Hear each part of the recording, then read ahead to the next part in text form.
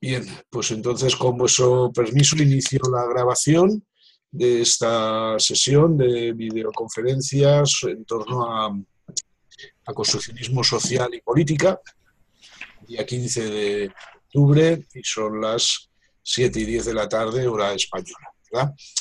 Bien, antes de empezar, si queréis, como no somos muchos, hacemos una presentación un poco rápida. Si fuéramos muchísima gente, pues lo haríamos más rápida, ¿no? Pero por lo menos decir, bueno, vuestro nombre ya aparece en la pantalla, pero desde dónde os conectáis y algún detallito, pues si trabajáis en psicología o en qué sé yo, o en deporte de alta competición, o qué sé yo, lo que os apetezca, en dos palabras, decir de vosotras y vosotros mismos. Eh, mm, por ejemplo, tal y como os estoy viendo en la pantalla, empezamos por mi izquierda, que está Ale. Si quieres empezar tú, propongo, solo una propuesta. Hola a todos, soy Alejandra, vivo en Buenos Aires, en Argentina, y bueno, me dedico, entre otras cosas, a la psicología desde la mirada sistémica, y empecé con Joseph y con Mónica y Celia, me parece también que está, el diplomado. Así que nada, feliz, leyendo, mirando y nada, feliz de estar acá y seguir en contacto. Muy bien, muchas gracias, Ale. Pere. Hola, mira, yo soy Pere, os llamo desde un pueblo cercano a Tarragona, en España. Me metí en temas de salud mental a raíz de un familiar conectado en esto. Y en cuanto al construccionismo, me enteré indirectamente al descubrir interesarme en el diálogo abierto. A partir de eso empecé a leer y tal, y lo siguiente, con Josep Seguí nos vimos en persona cuando vino Jaco Seicula aquí y sigo sus cosas en Facebook. Con Ana Yaquinandi nos conocemos de otros foros y ya estamos aquí. Y muy contento de estar aquí, sobre todo con mucha curiosidad. Muy bien. Muchísimas gracias, Pere. Saco la cabeza por la ventana y casi nos vemos, porque yo estoy ahora, estamos muy cerquita. Mónica, sí. Sí. Hola, yo soy de Córdoba, una ciudad justo del centro de Argentina, y soy psicóloga, y bueno, acá estoy ya me conozco con varios, así que no hace falta más presentación. Gracias, Mónica. Posible. Sara, ¿quieres comentar algo? Hola a todos y nada, mucho gusto de estar con vosotros y compartir este espacio. Y bueno, no sé qué decir de mí. Hoy me he puesto una berenjena de nombre. Mira, cosas que pasan. Así hay un poco de diversidad. Exacto. Y bueno, muchos ya nos conocemos, pero así para que me ubiquéis un poco, empecé con temas de psicología y hace años me enamoré del construccionismo social y siempre intento aplicarlo en las cosas cotidianas, que es lo que más me cuesta, ¿no? Aplicarlo a la práctica, ¿no? Sin tampoco hacer un dogma de eso, porque tampoco sería la cuestión, ¿no? Y bueno, he ido pues por la sistémica, un poco de narrativa, un poco de terapia centrada en soluciones y posibilidades, es decir, toda esta rama así, ¿no? Y bueno, no sé, y ahora estoy en medicina natural, así que es otra faceta también que me gusta mucho. Y nada, pues me parece que ya está, ¿no? Muy bien, Sara. Muchas gracias. Ana. Saludos. Buenas tardes a todas y a todos. Yo me conecto desde un pueblecito grande o una ciudad pequeña, según como se mire, Reus, que está en Cataluña. No sé a cuántos kilómetros estamos con Pere, pero relativamente cerca. Bueno, soy mujer curiosa, Y supongo que esa es la principal razón que me lleva a compartir estos ratos con gentes conocidas y desconocidas. Y me gusta trabajar con las historias de las personas y pienso que eso es muy político. Muy bien, Ana, muchas gracias por tu presentación. Edward. Bueno, muy buenas tardes. Bueno, aquí en Colombia son las 12 del mediodía. Soy de Santander. Veo caras conocidas. Mónica, a Joseph. Y no, pues, soy psicólogo. Creo que soy el menor de aquí, de todos ustedes, o no sé. Llevo 8 años ejerciendo la profesión. Empecé a conocer el construccionismo social pocos meses de graduarme como psicólogo en la Universidad Autónoma de Bucaramanga. Y bueno, de ahí estoy fascinado, estoy flechado con el construccionismo social. Empecé a conocer lo relacionado a la terapia narrativa. Y bueno, ya llevamos meses que me conozco con Joseph. Lo conocí gracias a las redes sociales y hemos tenido pues bastantes experiencias y bueno, pues con bastante inquietud, con mucha curiosidad, con mucho empeño y entusiasmo estoy acá, gracias a la invitación de todos ustedes. Ojalá pueda aprender muchísimo de ustedes, que es lo que quiero hacer hoy. Muy bien, Eduardo. Muchísimas gracias por tu presentación. Continuamos el grupo de IFAMI, César Vázquez y compañía.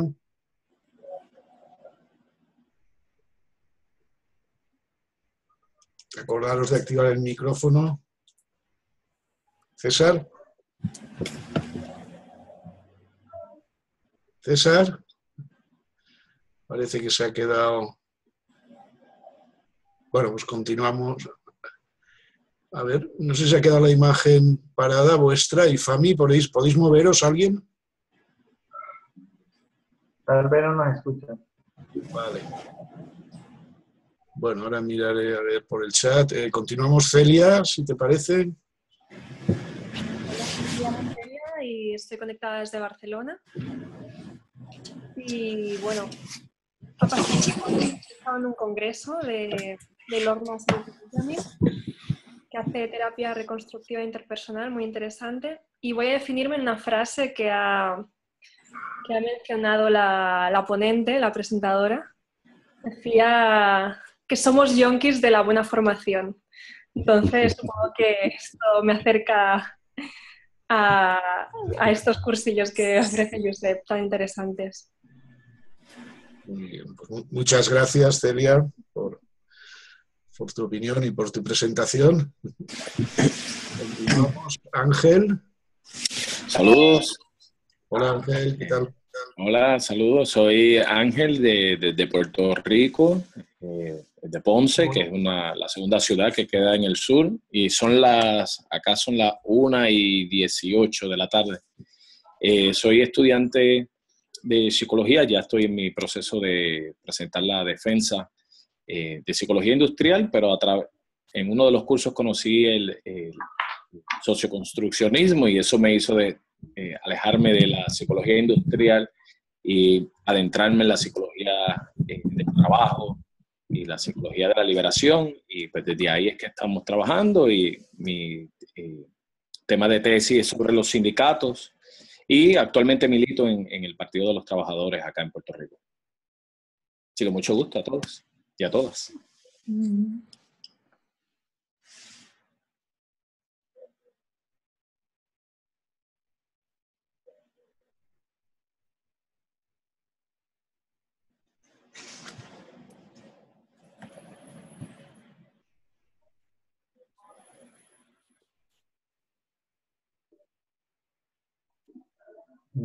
Joseph, no se escucha. Sí, Joseph, no se te escucha. Sí, aparece como que no tienes el micrófono encendido. Lo tiene desconectado. Sí. Perdón, que lo había desconectado para... Qué mal ejemplo, ¿no? Lo había desconectado para no interferir y luego se me olvidó conectarlo. Bueno, entonces, vale, Ángel, había escuchado bien, muchas gracias por tu presentación. Gracias, un placer. Eduardo, estás conectado por el iPhone, pero no sé si nos escuchas. Bueno, continuamos mientras. César y Fami, ¿estáis ya? Porque antes creo que no nos escuchábamos. A ver, ¿ahora? Sí. Vale. ¿Qué tal? Hola, César. Decía, bueno, acá son las 12:20 ya, en Trujillo, Perú. Y quisimos aprovechar que estamos en clase con las chicas del grupo 15, son ustedes, ¿no? Para poder también conectarnos y participar de esta conversación, que creo que va a estar muy, muy interesante y sabrosa. Y bueno, para que sepan, acá en Infami lo que hacemos desde hace ya más de 10 años es un entrenamiento en terapia sistémica breve, con una clara orientación al enfoque centrado en las soluciones y al construccionismo social, ¿no? Y cada vez que podemos, revisamos muchas cosas que giran en torno a este paraguas de la posmodernidad y el construccionismo social. Algunos de ustedes ya los he visto por el Face, básicamente. Y bueno, un gusto poderlos escuchar y verlos, aunque sea a la distancia. Muy bien, muchas gracias, César. Si queréis, compañeras, aunque sea decir vuestro nombre en voz alta, al tiempo que levantáis la mano y así por lo menos sabemos los nombres, ¿sí? Abre el micrófono, César. Sí, está abierto. Más fuerte. Lina, mi nombre es Lina. Lina. Levanta la mano. Ah.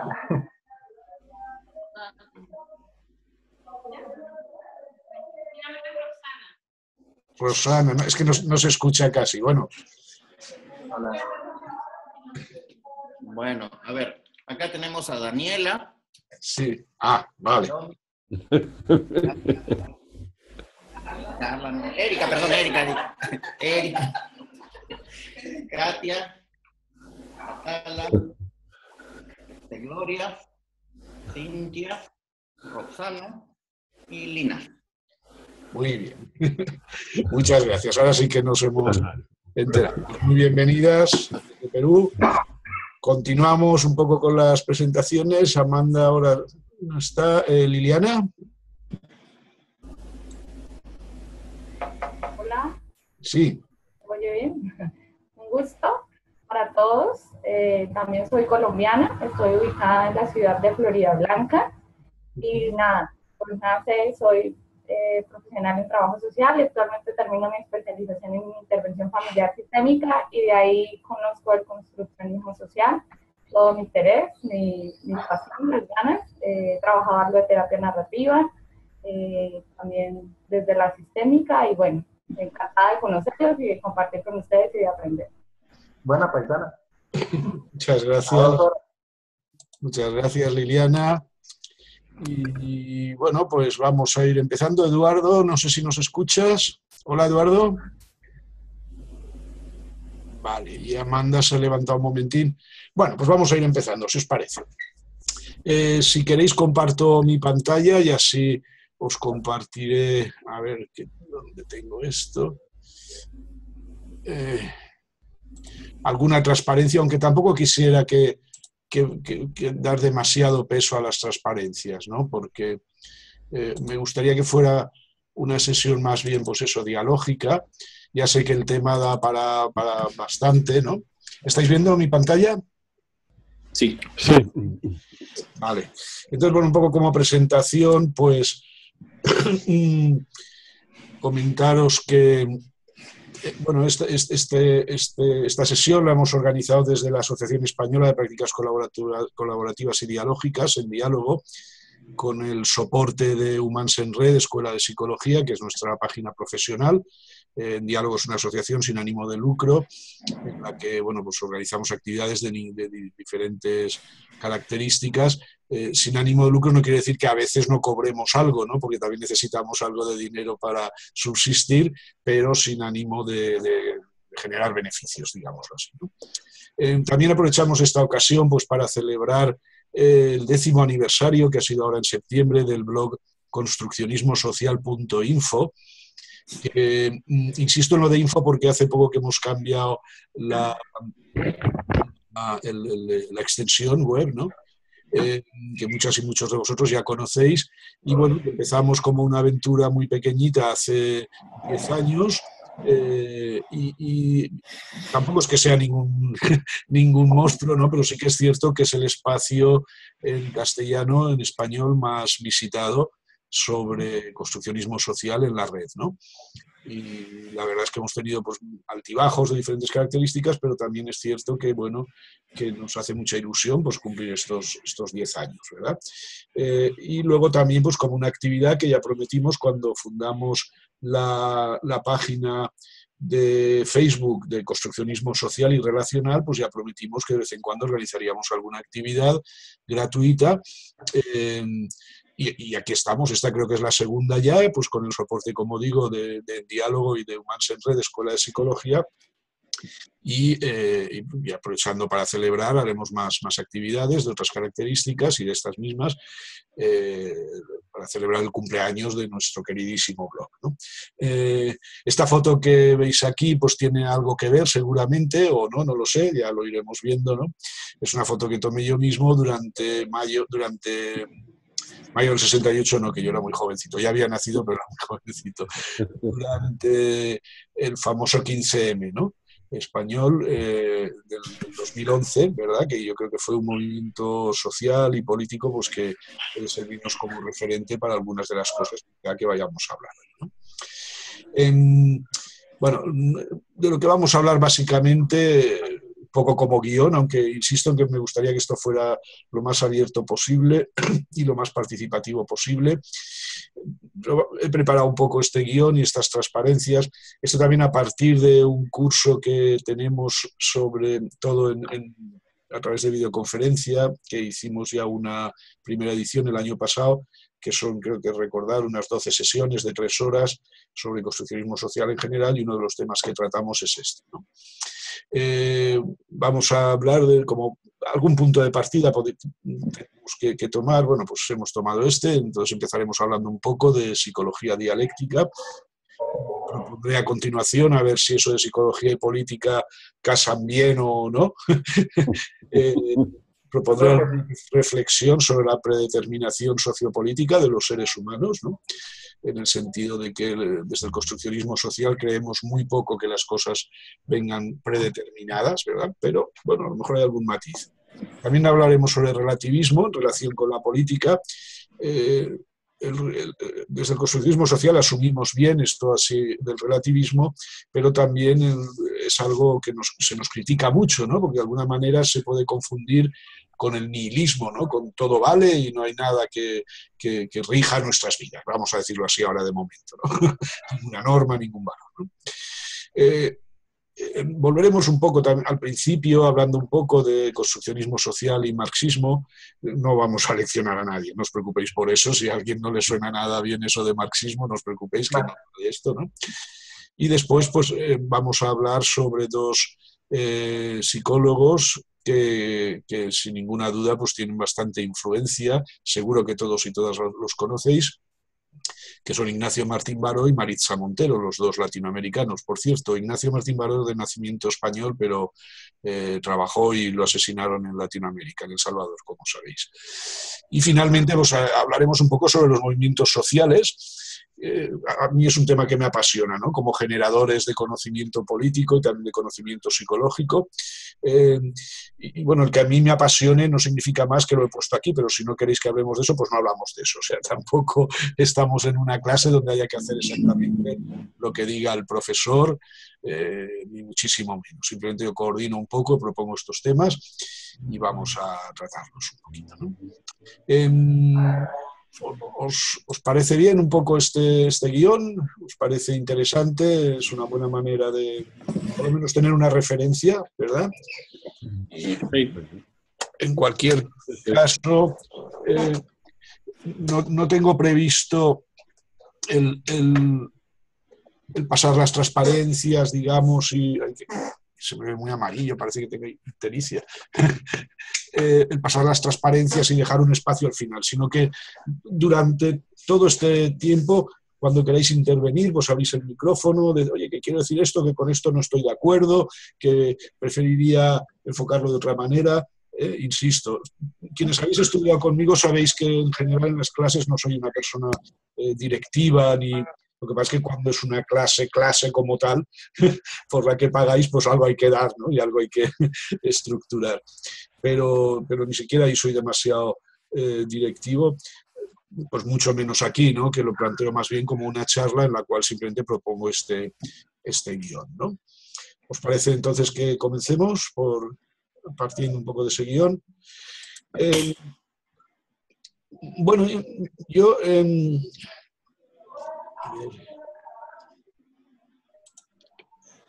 ¿Veis la pantalla? Sí. Me gusta partir desde aquí, desde esta fotografía y esta reflexión, cuando hablo del construccionismo social y política, ¿no? Y la política, porque fue un momento, esta fotografía está tomada por mí en La Habana, en Cuba, y fue un momento bastante significativo, ¿no? Al respecto, que me aclaró bastantes ideas.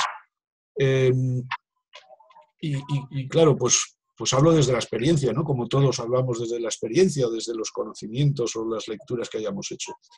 Podría haber partido de otro lugar que también está, pero que está relacionado con y que me inspiró bastante una persona que está aquí presente, a quien se lo agradezco, que es César Vázquez, precisamente en unas conversaciones que tuvimos por motivos académicos, ¿no? Hace ya pues, 3 años o 4, ¿no? Y luego aparecerá, porque aquí, en esta fotografía, está Patricia Arenas, ¿verdad? Patricia Arenas es una psicóloga cubana muy reconocida, en Cuba, pero también internacionalmente. De vez en cuando ha podido salir y participar en conferencias internacionales y tal. Hay algunas personas pues, muy representativas de lo que es el construccionismo social, como veis a Kenneth y Mary Gergen, y a su lado, además, pues más o menos traduciéndoles y también participando en este encuentro que tuvimos en La Habana, pues Rocío Chaveste, del Instituto Cananquil de México, y María Luisa Papusa Molina, también del Instituto Cananquil. Bueno, Kenneth Gergen y Mary Gergen, más o menos sabréis que son un poco las personas que más han inspirado durante los últimos 30 años el construccionismo social. Yo no me gusta decir que Ken fue un poco el fundador, ¿no? Pero sí que es cierto que él es psicólogo social y en un momento dado de crisis de la psicología social, en el año 73, publicó un artículo en una revista de la American Psychological Association que cambió bastante los rumbos de lo que entonces era la psicología social y que ha ido expandiéndose un poco al resto de ciencias sociales e incluso terapéuticas, ¿no? Si nombro a alguna persona, algún autor o lo que sea, que voy a intentar nombrar los menos posibles y no sabéis quién es, por favor, no os dé vergüenza decir, oye, que no sé quién es, explícame un poco, ¿no?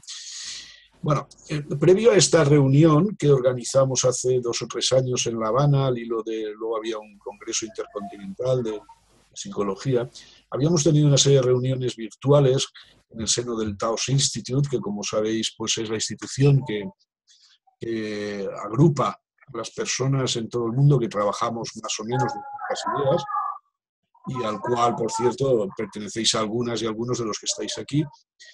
Y en una de estas conversaciones estábamos hablando con la gente de Cuba, de La Habana, tal, y esta frase, ¿no? que Patricia dijo, esta frase es de Patricia, es unos días antes, aunque aquí la tengo fechada cuando ya nos conocimos, en diciembre del 2013, pues se me quedó grabada, ¿no? Perdón por la tos, porque estábamos ahí hablando, pues eso, el construccionismo social, que es el construccionismo social, bla, bla, bla, bla, bla, bla, y ella acabó un poco la conversación diciendo, miren, lo que ustedes llaman psicología construccionista, nosotros aquí en Cuba lo llamamos psicología dialéctica, ¿no? Psicología marxista, en definitiva, ¿no? Y yo me quedé dándole muchas vueltas a esto, porque me pareció muy atrevido, me pareció algo como que sería muy difícil de defender, por lo menos en España, ¿no? Incluso en Europa, donde reconocerse como marxista es casi pecado mortal, ¿no? Bueno, aunque saldrá el tema, volveremos sobre él, pero no quiero tampoco generar aquí o pensar, o dar a pensar, por ejemplo, que la política solo es marxismo, ¿no? La política es mucho más que el marxismo, mucho más que el capitalismo, mucho más que el fascismo. La política abarca muchísimas más cosas. Pero sí que me gusta partir desde aquí, primero porque creo que es un buen punto de reflexión, y segundo porque luego tuve algunas conversaciones, sobre todo con Patricia, que me hicieron reflexionar tremendamente, y algunas de las cuales están aquí reflejadas en esta breve presentación.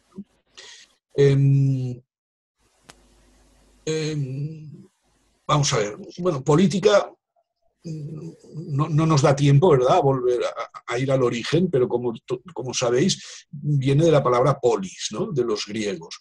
Y polis es ciudad, pero no es ciudad como lo entendemos hoy en día, no son 4 calles y 4 paredes, o 4.000 calles, o 4 millones de calles. La polis, como la entendían los griegos, era no solo un lugar físico, sino también un lugar simbólico y emocional. Y el objetivo de la vida en la polis, de la vida política, era el bienestar de toda la comunidad.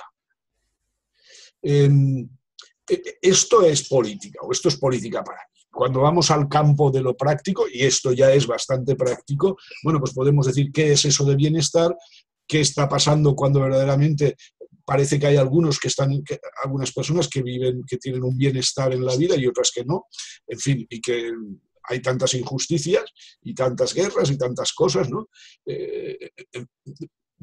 Bueno, desde hace 2.500 años, ¿qué ha pasado aquí? No ha evolucionado nada, ¿no? El bienestar comunal, comunitario, político. Bueno, pues un poco, esta es la pregunta que yo me atrevo a hacer, y no tengo una respuesta definitiva, pero me interesa entrar porque en líneas generales, y digo esto no es verdad absoluta, pero hay poca gente que se atreva a cuestionar si en general la psicología tiene algo que ver con la política o no. Y yo no sé si será por designación divina o lo que sea, pero mi misión en esta vida, o por lo menos yo así me la he tomado, ¿no?, es cuestionar cosas, ¿no? Y entonces, cuando damos por supuesto que la psicología en general, no solo el construccionismo social, es una ciencia, es una técnica, es una ciencia de la salud, estudiamos esto pues para curar a la gente, o desde la psicología social o el trabajo social para proveer a las personas de recursos económicos y estructurales que hagan su vida mejor, ¿verdad? Esto no sé si lo estamos viendo desde un punto excesivamente individualista, ¿no?, que eso es lo que a veces veo y lo que de alguna manera también argumentaré un poco más adelante, ¿no? Yo creo que la psicología es política en el sentido que he dicho antes. Es decir, si la psicología no busca de alguna manera el bien comunal y la mejora de la calidad de vida de todo el mundo, entonces no sirve para nada, en mi opinión. Cuando además, desde mi opinión, y ahora no me da tiempo a argumentarlo demasiado, pero la inmensa mayoría de males mentales, de trastornos, odio esa palabra, pero por entendernos, ¿no?, o de, en fin, de enfermedades mentales y todas estas cosas, provienen, en mi opinión, de déficits sociales, déficits socioculturales, también económicos, claro. Lo económico forma parte también de lo social, sin ninguna duda, ¿no? Entonces es como un pez que se muerde la cola, ¿no? Pero claro, si esto que yo digo tiene algún sentido y no trabajamos por ahí, sino que trabajamos exclusivamente en el ámbito de lo individual, de lo cerebral, de lo genético, de lo médico, que es algo que no nos compete a los psicólogos, ni a los trabajadores sociales, ¿no?, ni a los científicos sociales en general. Entonces, estamos dejando de lado, ¿no? Si tiene algún sentido lo que yo digo, no digo que esto sea verdad absoluta. Hay muchísima gente que no está de acuerdo con esto, ¿eh? Hay muchísima gente, por ejemplo, que diría, no, primero hay que arreglar la mente de las personas para luego poder arreglar la sociedad. Punto de vista con el que yo me manifiesto absolutamente en desacuerdo, pero que puede tener su validez y su sentido también. Hecha esta introducción, y seguramente ya toma de postura, ¿no?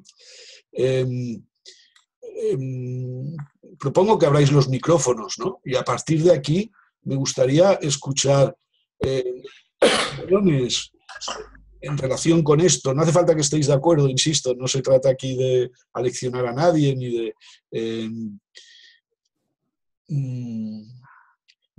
he quitado la pantalla, ¿verdad? ¿Ya no se ve la pantalla? Vale. Entonces, bueno, bienvenida Pamela, bienvenida Amanda. Bienvenidas las dos. Y bueno, por concretar un poco, ¿no? La pregunta concreta, que ya sé que se le puede sacar mucha amiga, sería, ¿cuál es vuestra opinión al respecto? Es decir, cuando estamos trabajando como psicólogos, incluso en el consultorio, en la privacidad del consultorio, debemos de tener presente aspectos políticos de la vida de esa persona, incluso de nuestra vida propia, ¿o no? La política se debe de quedar fuera de las puertas del consultorio. Esta sería un poco esta primera pregunta, a ver si genera algo de... ¿Y cómo se queda la política fuera del consultorio? Quiero decir, nuestros valores morales ya están influidos por nuestro sistema político. ¿Cómo conseguir separar eso? Ya es como intrínseco, ¿no? La política, bueno, tanto a la psicología como cualquier otra cosa que se relacione con el ser humano, ¿no? Con la estructura organizacional. Con Celia, ¿habría alguna manera de...? Porque claro, si trabajamos desde una pretendida objetividad y cientificidad, la ciencia no tiene nada que ver con la política. No está sujeta a los intereses y a los avatares políticos, ¿no?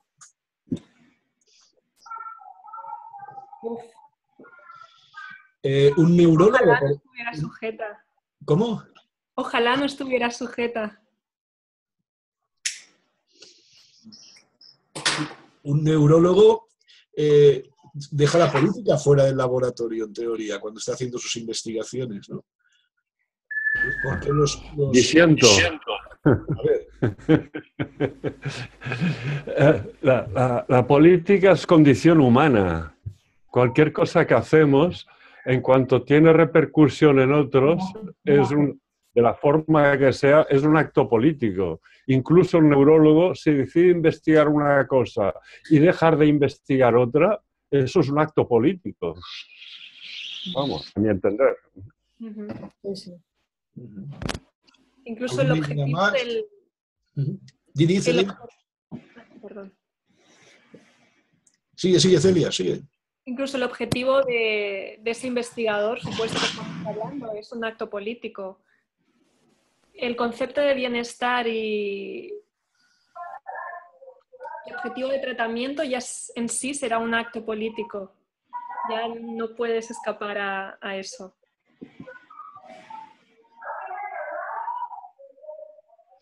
¿Alguna...? A ver, yo estoy viendo que estamos bastante de acuerdo. ¿Hay alguien que no esté de acuerdo o que quiera matizar un poco?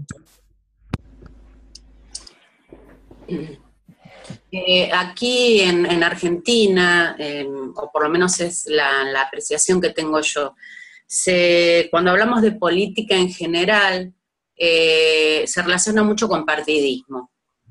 Y ahí es donde entiendo que se generan la mayor problemática. Cuando uno, o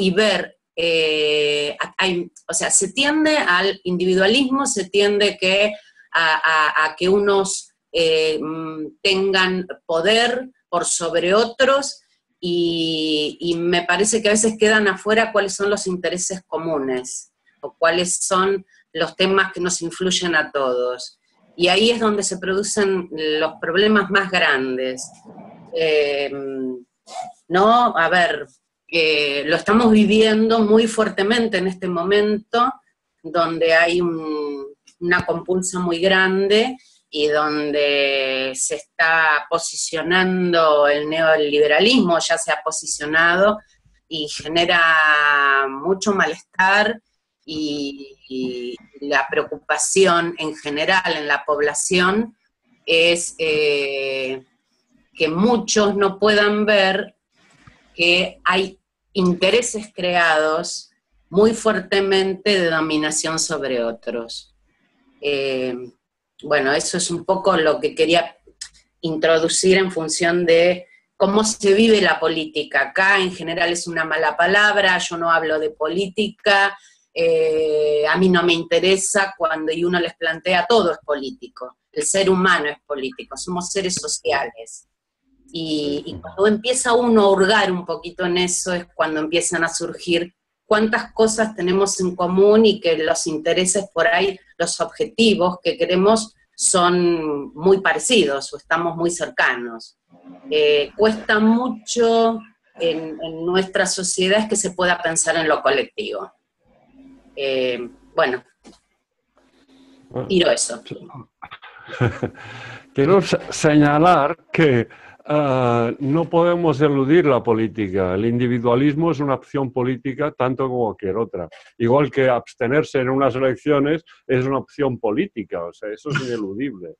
Pero además, del mismo modo que en unas elecciones el dejar de votar favorece a cierto partido y no a otros, el individualismo favorece unos intereses en detrimento de otros. O sea, estamos haciendo política. Bueno, es mi punto de vista. Muy bien, muchas gracias por vuestras aportaciones. Estoy de acuerdo, veo que en general estamos bastante de acuerdo. Nada escapa a la política. El propio hecho de la vida social, ¿no? Cuando tú has dicho, Ale, somos seres sociales, pues como tales somos seres políticos, ¿no? Incluso la propia, el sentirse un individuo aislado del resto es también una opción política, como acabas de comentar, Pere. Y incluso, Celia, también cuando has empezado con tu argumentación de que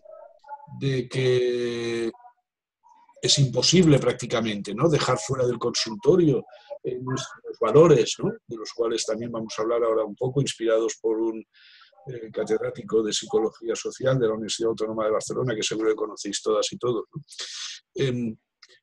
Claro, es prácticamente imposible, pero es que aunque queramos, y Pérez lo ha destacado bien, a un neurólogo que trabaja, se supone, en un laboratorio con la puerta cerrada, está fuera de la influencia, no es así.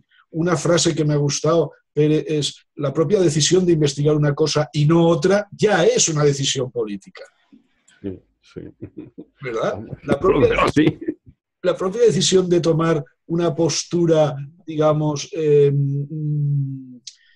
colaborativa o no con el paciente en consulta, ya es una decisión política. Nadie nos prohíbe. También. ¿Cómo? El ser objetivo en algo, o sea, yo si opto por la objetividad científica, también no tiene efectos neutrales. Yo me he posicionado en este discurso de la objetividad y ahí se desprenden otros valores, ¿no?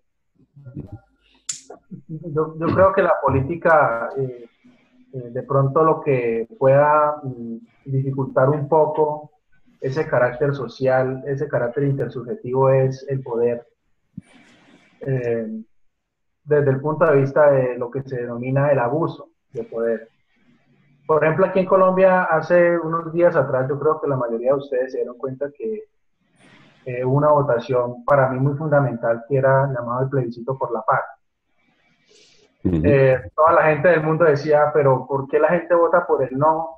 ¿No quieren paz? ¿No quieren algo? Y lo interesante de las estadísticas que el Consejo Nacional Electoral colombiano tuvo es que el 63% de los colombianos se abstuvieron.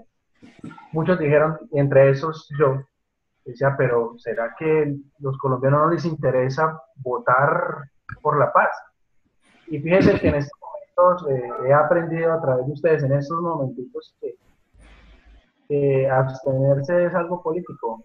Quieren decir algo. ¿Qué es lo que quieren decir? Y precisamente en estos momentos, muchos universitarios, bueno, yo me considero universitario todavía, no estoy estudiando en una universidad, pero mi sangre es universitaria. Queremos dejar de un lado, no decir, bueno, no fue que ganó el no, no. Ganó fue una posición general de Colombia, que es lo que busca Colombia. Vamos a llegar a unos acuerdos entre todos, no dos políticos, no unos partidos como tal. Queremos que todos participen, inclusive la parte de la religiosidad también. No es algo fácil que digamos, pero es una tarea que creo que los colombianos estamos aprendiendo a hacer, es aprender a reconocer las diferencias del otro. ¿Y cómo puedo lograr de establecer unos acuerdos partiendo de la misma legitimidad del otro? ¿Sí? Entonces, es una tarea que estamos haciendo y que, bueno, lo importante es que la guerrilla colombiana también quiere colaborar. Ese era personalmente uno de los miedos más grandes que yo tenía, porque yo decía, bueno, ¿ahora qué va a pasar? No, la guerrilla también, pues más de 53 años de guerra, pues imagínense, yo tengo 31 años y no sé qué es dejar un cese al fuego hasta hace poco tiempo. Entonces yo creo que la política es tan fundamental en psicología, en todo momento, todo lugar, todo el tiempo. En estos momentos estamos haciendo política. Es algo que es fundamental desde las bases dialógicas o desde el mismo sentido del lenguaje, ¿sí? Se podría llamar como un sinónimo intersubjetivo y significativo de palabras que a través del tiempo se van transformando o van recobrando nuevos valores y que es importante tenerlo en cuenta. Y bueno, pues, eso es más o menos lo que piensan. Muchas gracias, Eduard, por tu aportación. Desde luego, todos tenemos un poco en mente, ¿no?, el caso de Colombia. Tú sabes perfectamente el disgusto que me llevé, porque me acosté una noche con la absoluta seguridad de que iba a salir el sí, y al día siguiente me levanto y había salido el no, ¿no? De todos modos, como sabes, lloramos bastante ese día, pero como sabemos, pues las esperanzas no están perdidas. Bueno, a mí me tocan muchos temas, pero el tema de Colombia pues me toca especialmente por diferentes motivos, pero también precisamente cuando estuvimos en este congreso en La Habana, estaban en plenas negociaciones de paz, precisamente en el hotel justo al lado del Palacio de Congresos, y a través de un compañero, que luego os daré una referencia, conseguimos mantener un grupo de psicólogos y psicólogas una reunión de 2 horas aproximadamente con los representantes de las FARC, exclusivamente con ellos. Hubo mucha gente que me dijo, hombre, no hagas esto público y tal y cual, pero no sé por qué no tengo que hacerlo público, ¿no? y menos ahora. Entonces aún pues hacía 2 o 3 años, ¿no? Y yo luego de allí, precisamente de La Habana, volví a Colombia. Incluso los compañeros cubanos me decían, no se te ocurra sacar ninguna foto, porque si en Colombia te ven que has estado con las FARC, igual te cogen y te... Yo digo, pues hombre, de algo hay que morir, yo qué sé. Me da vergüenza que te digan eso a ti, de verdad. Qué vergüenza. La verdad es que me sabe mal contarlo, pero bueno, eso es como... Y bueno, la verdad es que la reunión fue complicada, porque... En fin, ellos pues son el ejército del pueblo, ¿no? Y en fin, y hablaban como ejército, ¿no? Bueno, a lo mejor si hubieran hablado como terroristas, pues casi sería peor. Pero bueno, en fin, es un tema que me toca y que un poco está en mente de todos, ¿no? Porque además muchísimos psicólogos os estáis movilizando precisamente ahora en Colombia para ayudar a la gente en ese posconflicto, ¿no? Porque yo estoy seguro de que se va a acabar, a pesar del no, pero de alguna... Porque además las FARC ya han dicho que, bueno, que no piensan, a pesar del no piensan volver a la guerra, ¿no? Y alguna salida habrá. Muchos psicólogos, porque claro, hay muchísima gente que durante esos 52 años tiene muchísimo dolor dentro, ¿no? Muchísima gente muy tocada por familias que les han asesinado, otras personas que también conozco bastantes, pues que les quitaron las tierras o tuvieron que huir de los lugares donde más violencia había y viven como desplazados en grandes ciudades, ¿no? Como Bogotá, en este caso. Yo conocí bastantes desplazados y toda la zona donde viven, y bueno, pues les han robado sus identidades y les han robado sus seres queridos, les han robado sus tierras, en fin. Si eso no es política, pero si al mismo tiempo, si eso no necesita un seguimiento o una colaboración desde el punto de vista psicológico, psicosocial, pues entonces, oye, nos retiramos todos y nos dedicamos a otra cosa, ¿no? Bueno, en líneas sí, Alex, sí. Una pregunta que me surge es, porque no lo he vivido desde acá, es cómo se ha trabajado mediáticamente en Colombia para que gane el no. Porque entiendo que ha habido ha sido un trabajo de inteligencia, porque no se puede comprender cómo se puede elegir el no por la paz. Esa es mi pregunta. ¿Puedo decir algo? Sí, Edward, sí, por favor. Sí. Ale, pues es una situación política, pero política en el sentido de intereses personales de algunas pocas personas. Inclusive Colombia es un país que, pues, afortunada o desafortunadamente, no puedo decir qué es o qué no es, pero Colombia es un país muy religioso, ¿sí? Y entre esos empezaron a jugar el lenguaje de poder, es decir, el aprovechar los sistemas de valores que muchos colombianos utilizamos y utilizarlo como herramienta en contra. Es más, hubo un político que trabajó con el no, que después le dijo a una prestigiosa revista colombiana que ellos emplearon eso para que la gente se aburriera y votara en contra, o inclusive simplemente o votaran por el no o que no fueran. Entre esos hubo, primero, la ideología de género, ¿sí? Hace pocos meses atrás, la Corte Suprema de Justicia decretó que la ideología de género pues, debe impartirse en el pueblo colombiano, ¿sí?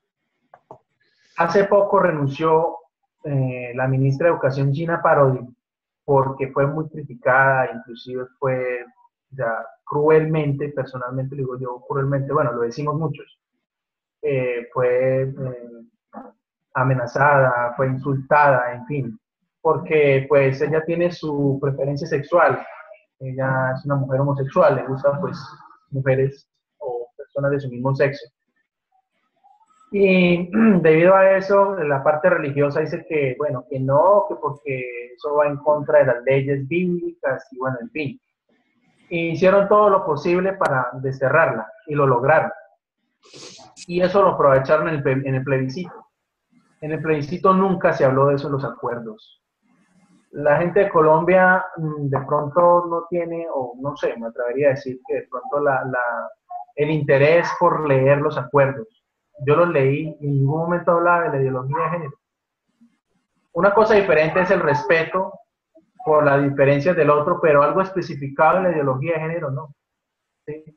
Entonces, para empezar, los del no utilizaron una estrategia pues, que no iba nada, o sea, el objetivo era que la gente no leyera los acuerdos y que tuviese en cuenta simplemente lo que ellos publicaban en Facebook, en Twitter, bueno, en todas las redes sociales.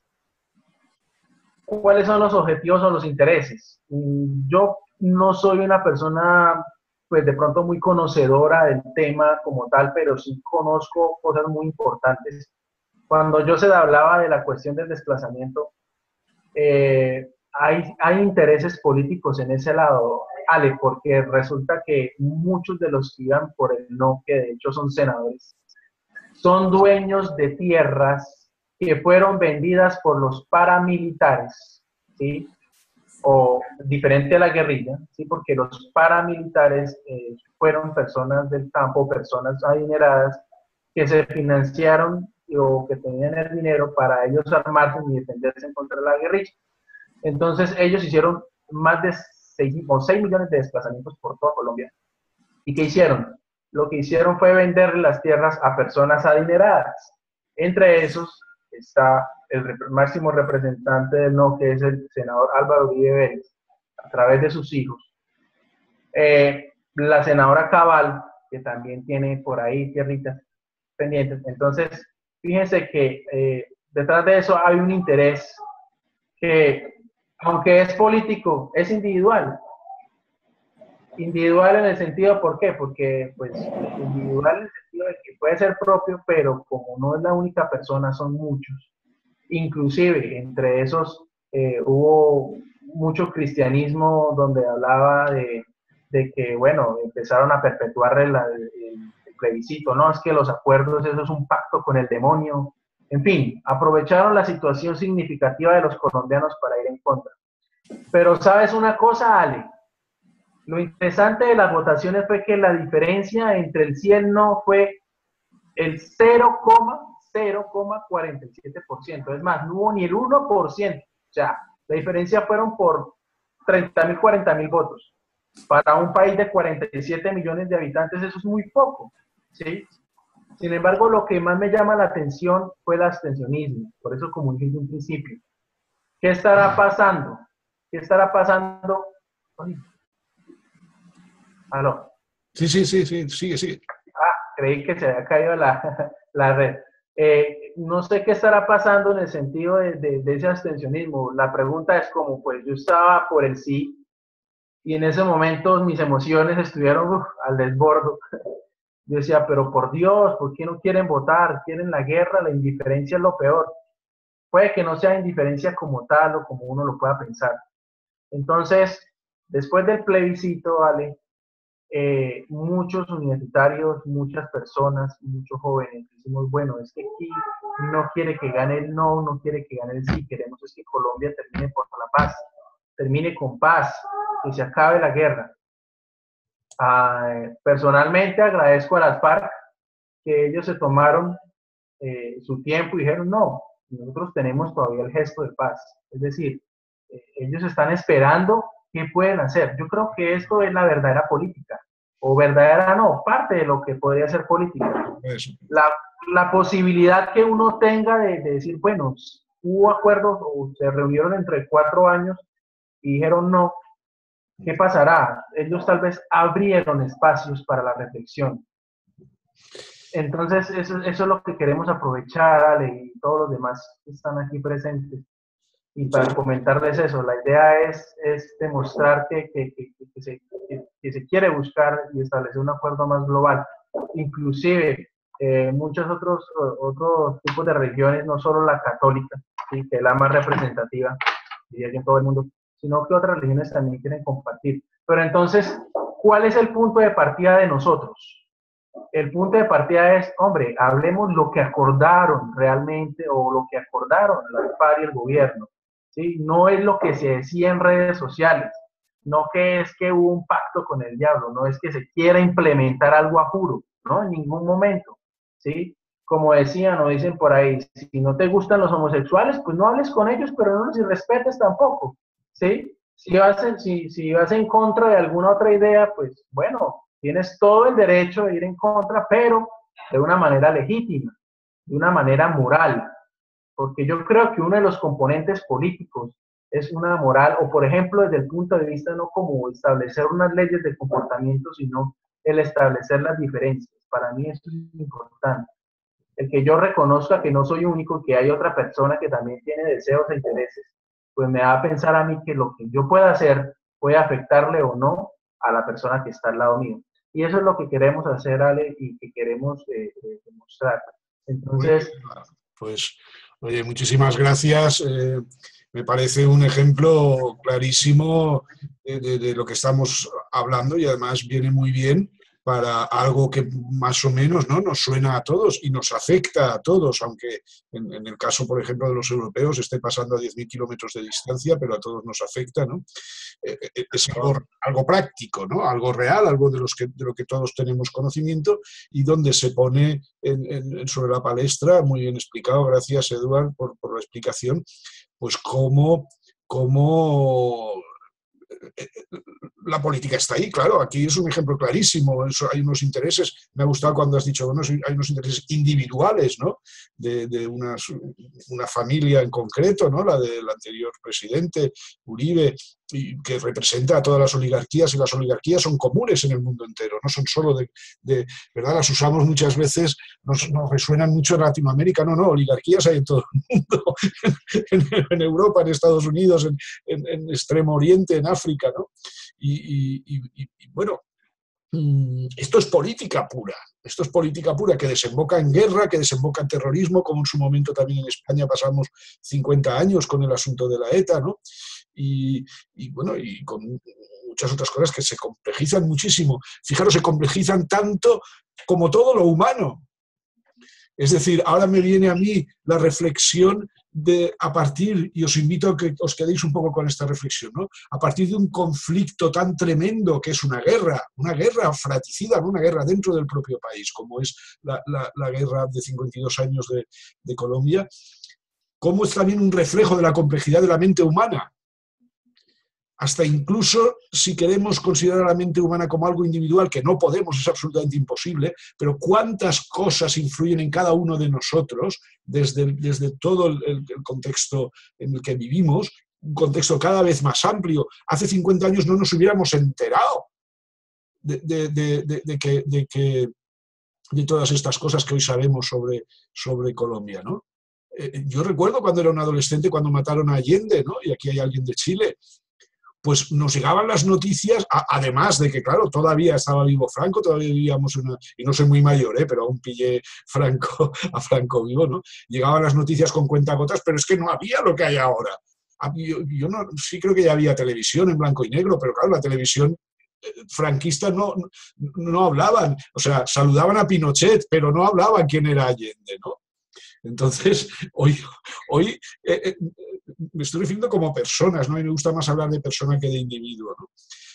Y son cosas diferentes. Como personas recibimos tantísima información y tantas cosas que también es normal que a veces hagamos ¡clac!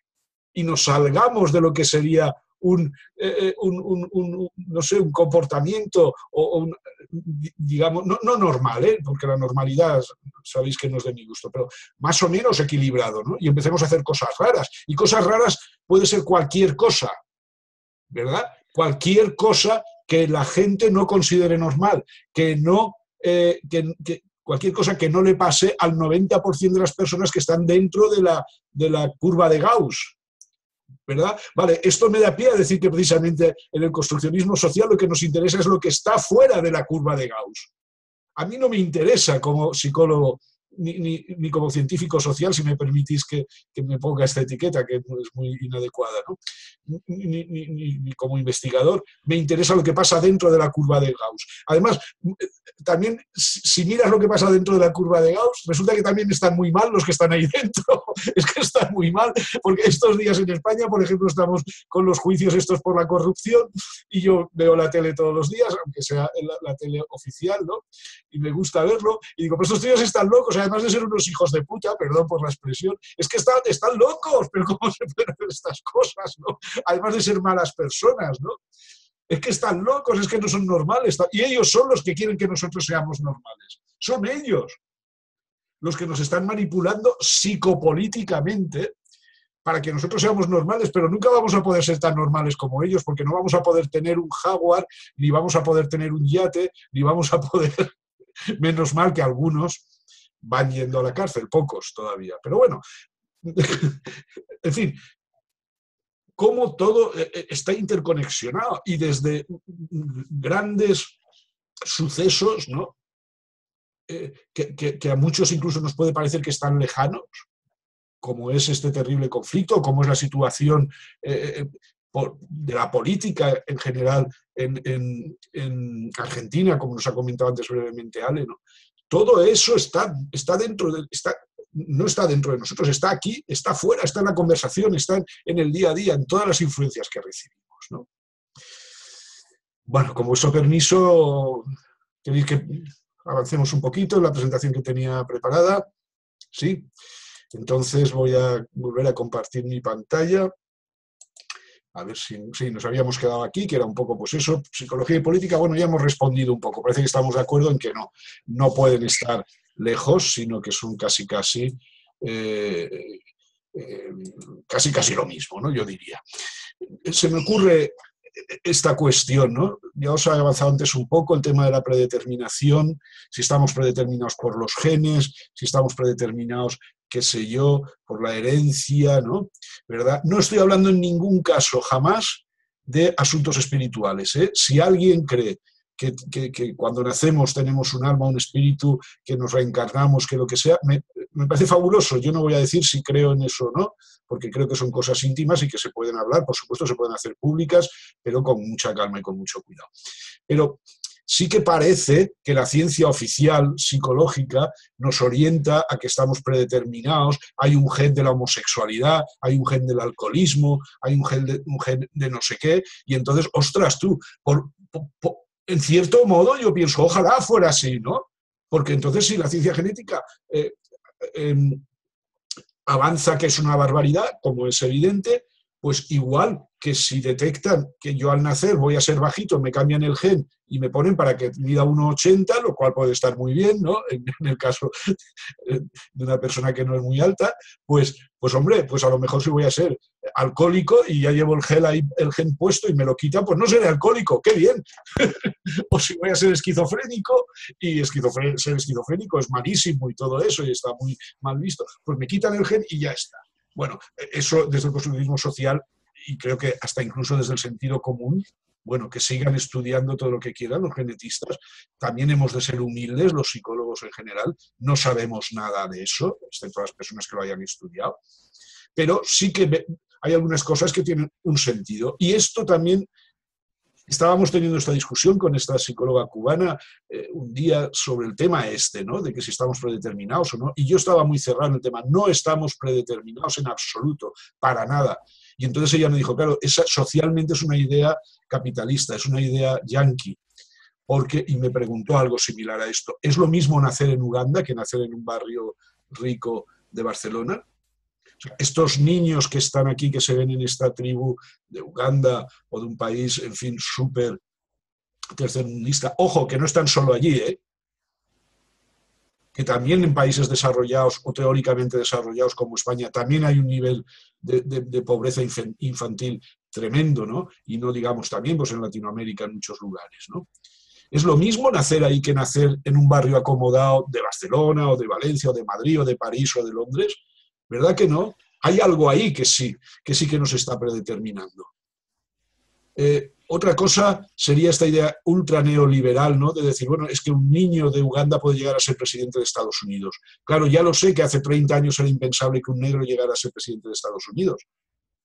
Y ha llegado a serlo, ¿verdad? Pero es que el fin de la vida de los 7.000 millones de estas personas, el objetivo de las personas que estamos en esta tierra, nuestro objetivo no es ser presidente de los Estados Unidos, es llevar una vida digna, simplemente, ¿no? Una vida digna, casi hasta me refiero, como hacía hace poco en el curso que estamos empezando, pues casi a la pirámide de las necesidades de Maslow, ¿no?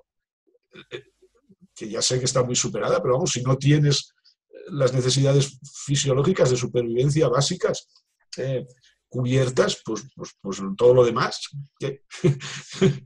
Todos los lujos y todos los placeres del mundo no tienen ningún valor, ¿no?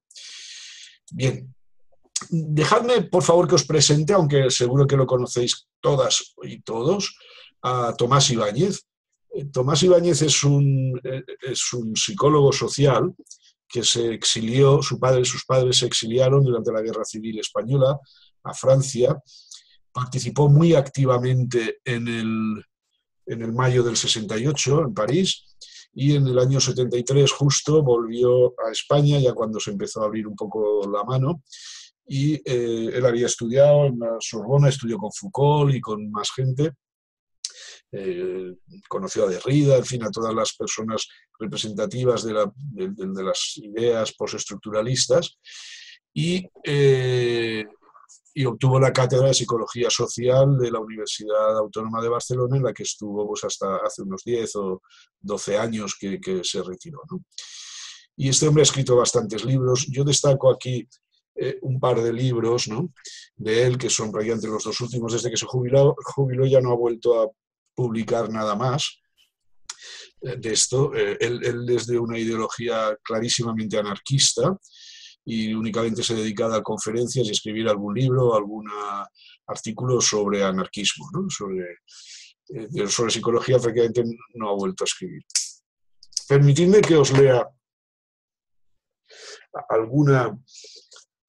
alguna frase que apenas apunto aquí, ¿no?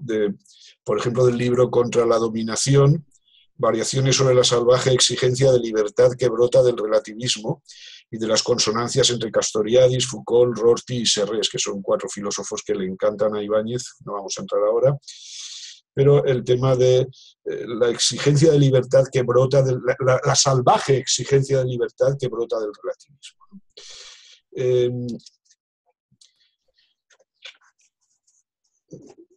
Este texto que voy a leer ahora es bastante fuerte, ¿eh?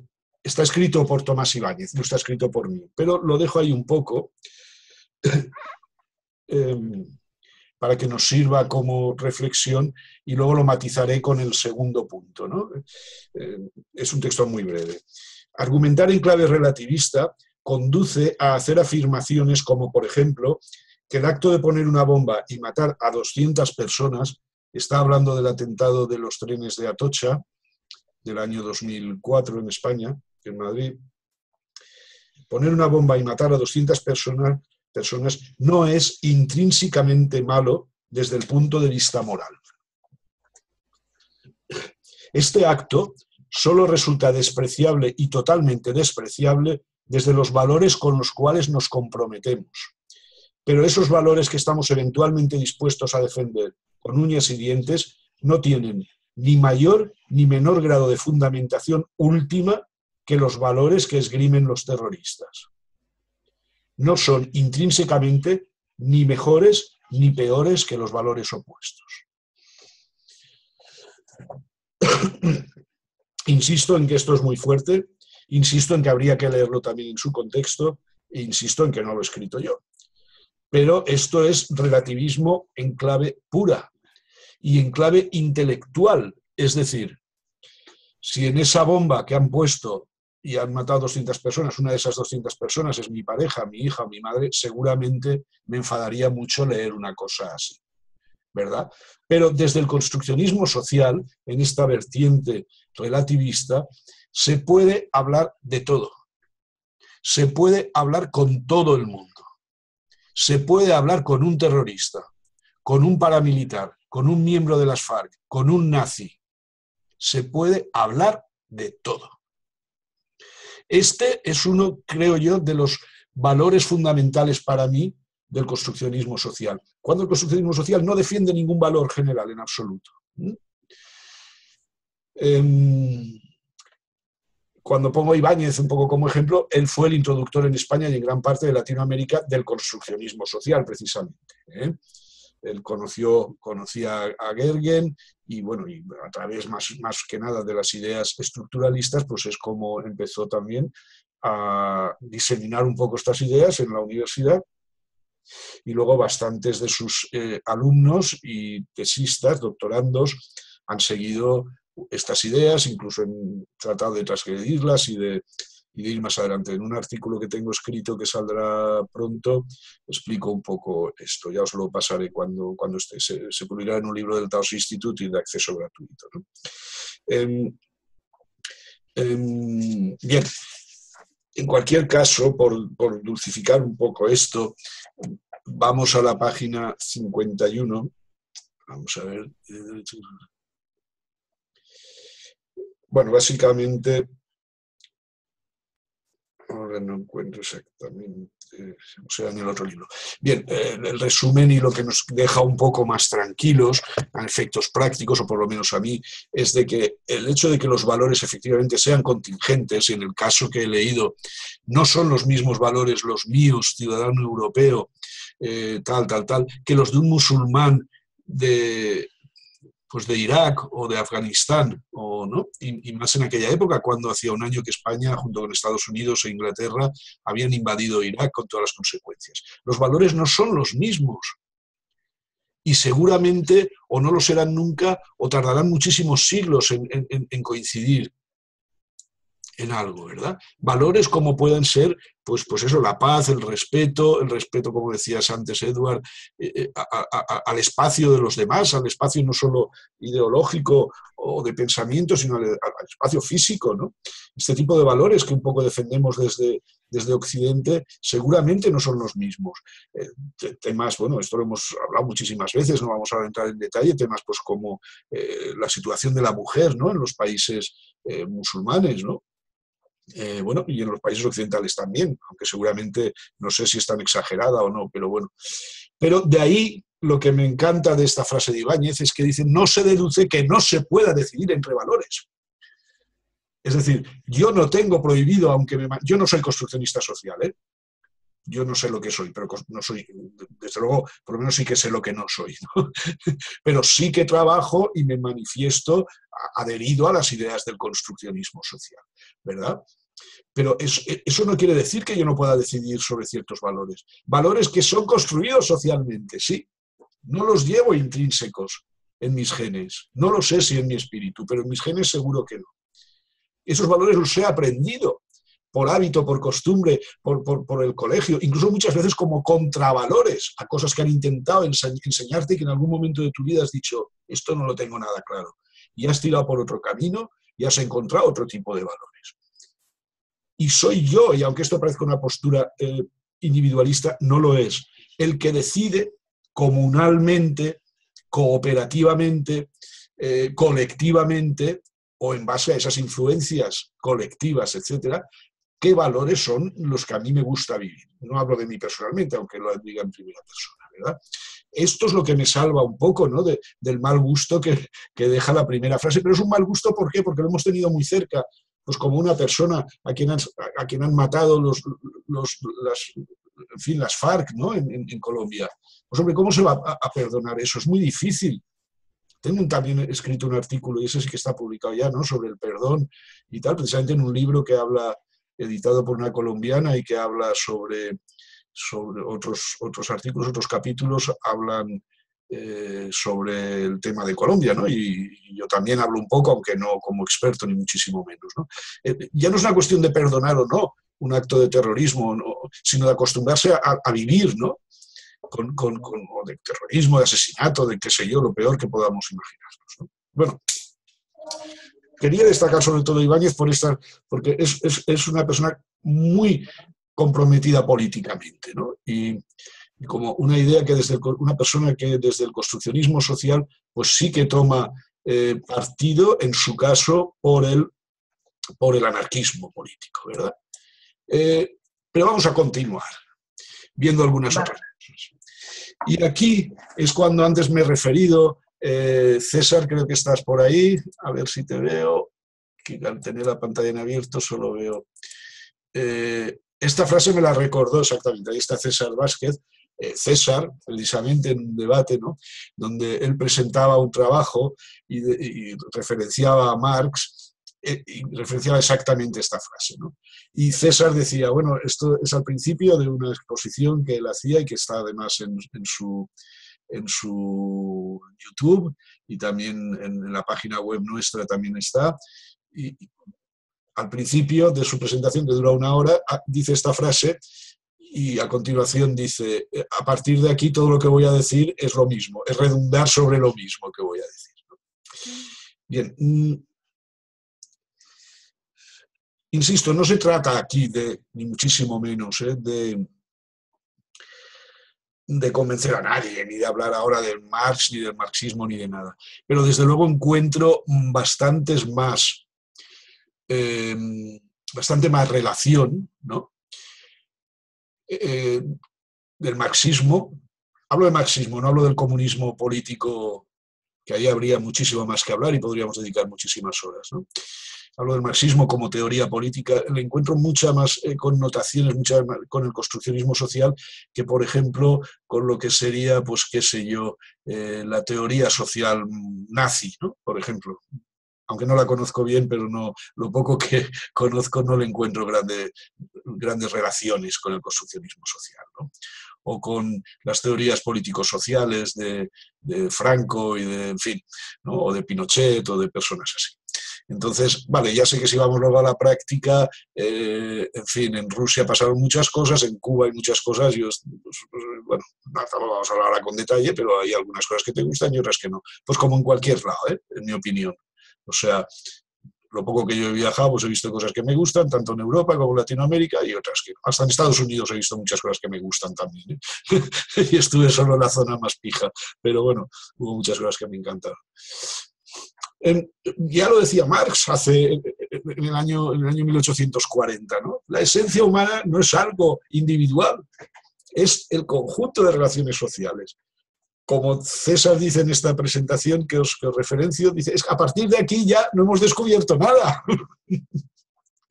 Es seguir indagando y seguir visualizando qué está pasando con esas relaciones sociales, ¿verdad? Que nos hacen sentirnos como individuos. No niego la sensación de individuación, pero nunca estamos solos, nunca somos individuos, ni siquiera estando absolutamente desnudos a oscuras en una habitación sin muebles, estamos solos. Porque todo lo que somos, nuestra piel, nuestro cuerpo, nuestra propia autoconsciencia, es una construcción social. Y eso no quiere decir que sea mentira, al revés. Es más verdad que cualquier otra verdad, porque todo lo que construimos socialmente es porque lo estamos pactando entre nosotros. ¿Y qué hay más verdadero que algo que pactamos entre nosotros? Que no nos impone nadie. Si nos imponen ideas políticas, religiosas, no sé qué, que las actuales democracias de mercado capitalistas, pues las ideas, por lo menos en líneas generales, en fin, estamos bastante respetados, se puede decir casi todo, ¿no? Hay algunas cosas que no sé, pero bueno, casi todo se puede decir. Bien, pues hay poca imposición, ¿no? Pero es que en general la realidad en la que vivimos, sea esa la que sea, la hemos pactado con el resto de personas. La hemos pactado socialmente. Si eso no es política, independientemente de Marx, vamos a pasar a otra transparencia, para que veamos también un poco la evolución, ¿no?, de estas ideas. Si eso no es política, entonces, ¿qué es? Y permitidme ahora, y abrimos si queréis el debate de nuevo, referirme a un par de autores latinoamericanos. Bueno, Ignacio Martín Baró, nacido en España, jesuita, y fundador, por decirlo de alguna manera, de la psicología de la liberación y cofundador también de la teología de la liberación, que sabéis que, bueno, en los años 70, entre otros, Martín Baró y otros más, pues vamos, no respetaban ni a los curas, ¿no? Aquí en España es que no habían curas así, digamos, ideologizados, pero en Latinoamérica, con todas las dictaduras, no los respetaban. A Martín Baró lo mataron en el año 70 y algo, finales de los 70. Hoy lo estaba pensando mientras preparaba esta sesión, ¿no? Porque Martín Baró lo mataron muy joven, él nació en el año 42. ¿Qué hubiera pasado si hubiera seguido, ¿no? Este hombre tan potente, supongo que habéis visto vídeos de él y habéis leído cosas de él. Qué maravilla, ¿no? Ahora tendría 73, 74 años, no sería muy, muy abuelito, ¿no? ¿Cómo hubiéramos podido gozar, ¿no?, en todo este proceso de cambio de la psicología, ¿no?, con estas ideas que gozamos igualmente, ¿no? Esta frase solo, ¿no?, con este enfoque y con esta clientela, no es de extrañar que la psicología esté sirviendo a los intereses del orden social establecido, ¿no? O sea, eso está en el contexto del libro este. Dejadme que os lea alguna cosita más. La psicología ofrecía una solución alternativa frente a los conflictos sociales. Se trataba de cambiar al individuo conservando el orden social, o en el mejor de los casos generando la ilusión de que quizás al cambiar al individuo también cambiaría el orden social, como si la sociedad fuera una sumatoria de individuos. La sociedad no es una sumatoria de individuos. La sociedad es una colectividad. Y otro día, si queréis, trabajaremos sobre las ideas de la psicología colectiva del gran psicólogo social mexicano Pablo Fernández Chrysler, ¿no? Donde también, si lo conocéis, si habéis leído algo de él, si habéis asistido a alguna conferencia, hay bastantes en Internet, nos explica cómo todas estas teorías y cosas raras que nos hacemos de la mente individual y tal y cual, pues somos una mente colectiva, respondemos exactamente, no, nunca se responde con exactitud, pero respondemos a flujos y reflujos colectivos, y en ese sentido, en un cierto sentido, sociales, ¿no? Pero no a un conjunto de individuos. La sociedad no es, como dice Martín Baró en este libro, la suma de individuos, ¿no?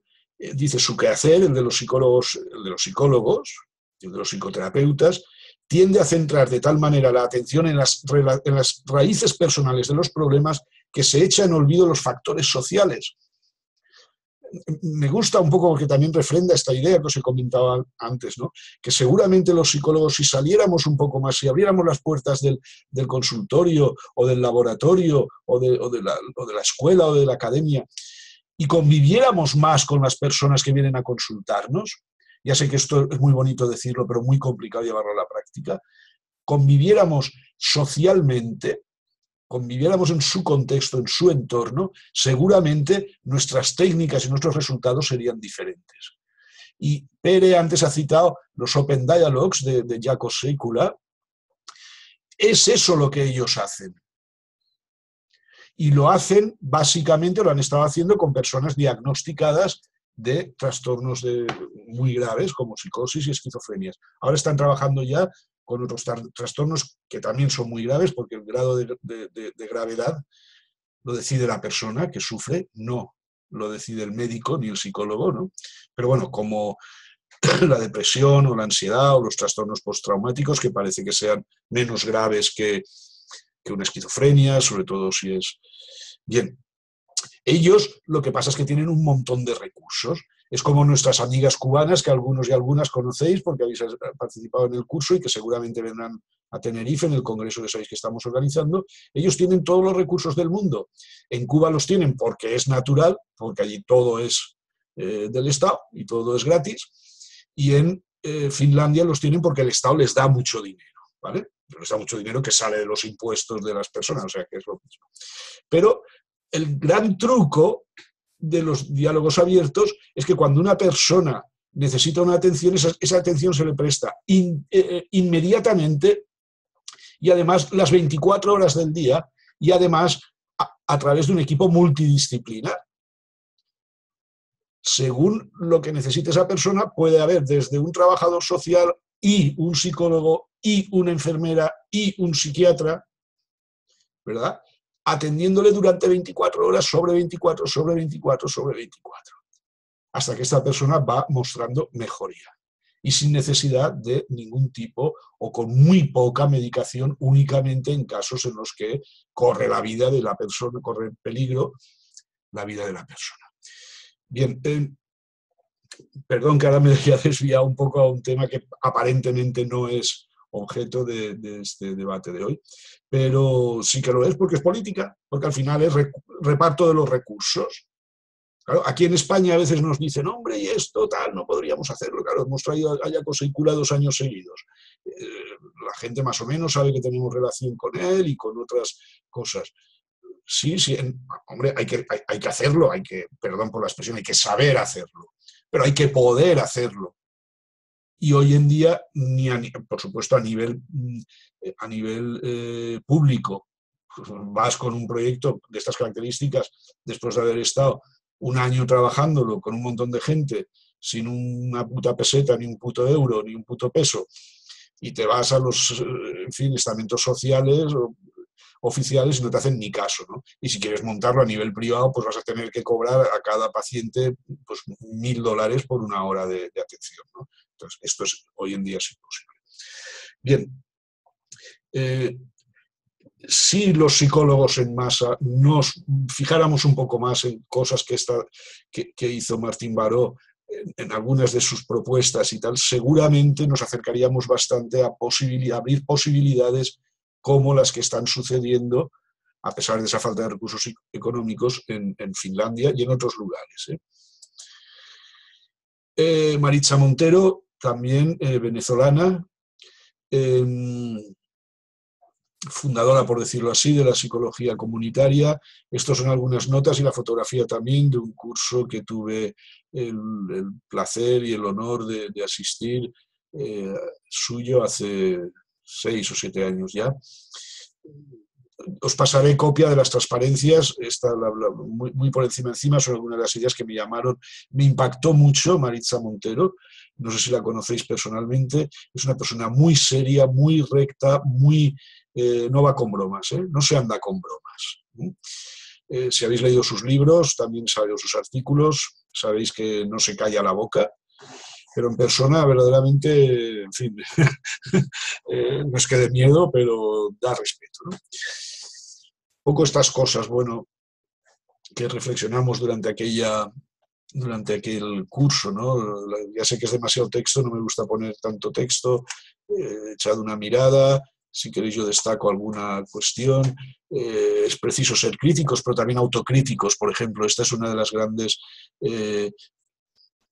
luces, permitid que lo diga así, ¿no?, del construccionismo social. Mucho cuidado a esos discursos, ese discurrir del poder, porque siempre está en todo lo que hacemos.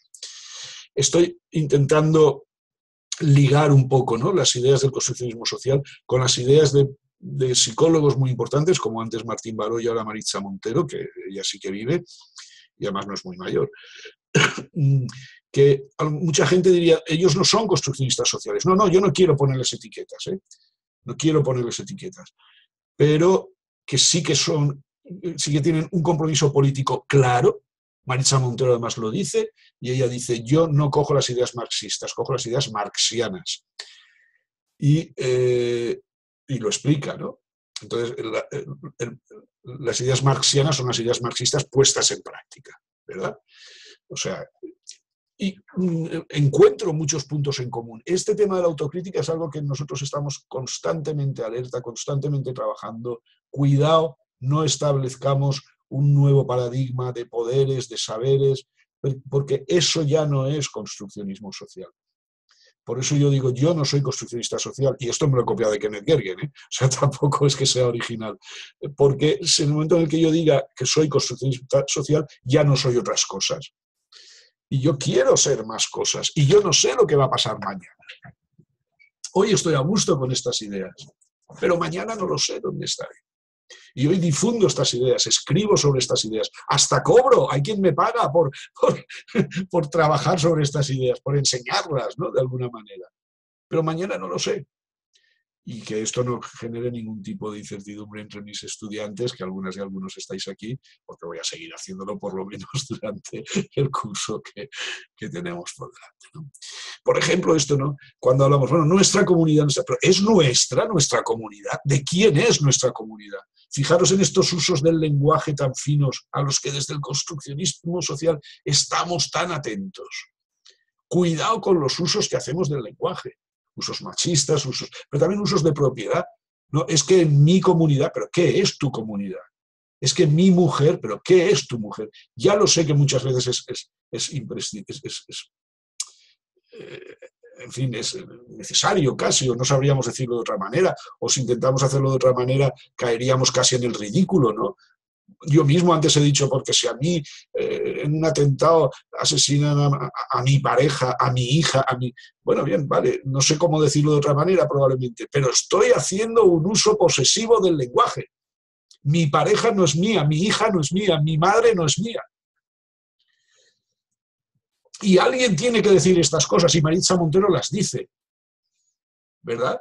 Y son cosas que forman parte del genoma, dejadme que lo diga así, del construccionismo social. Estamos muy cercanos a este tipo de psicología comunitaria y política. En fin, la borrosidad en los límites de los fenómenos sociales individuales.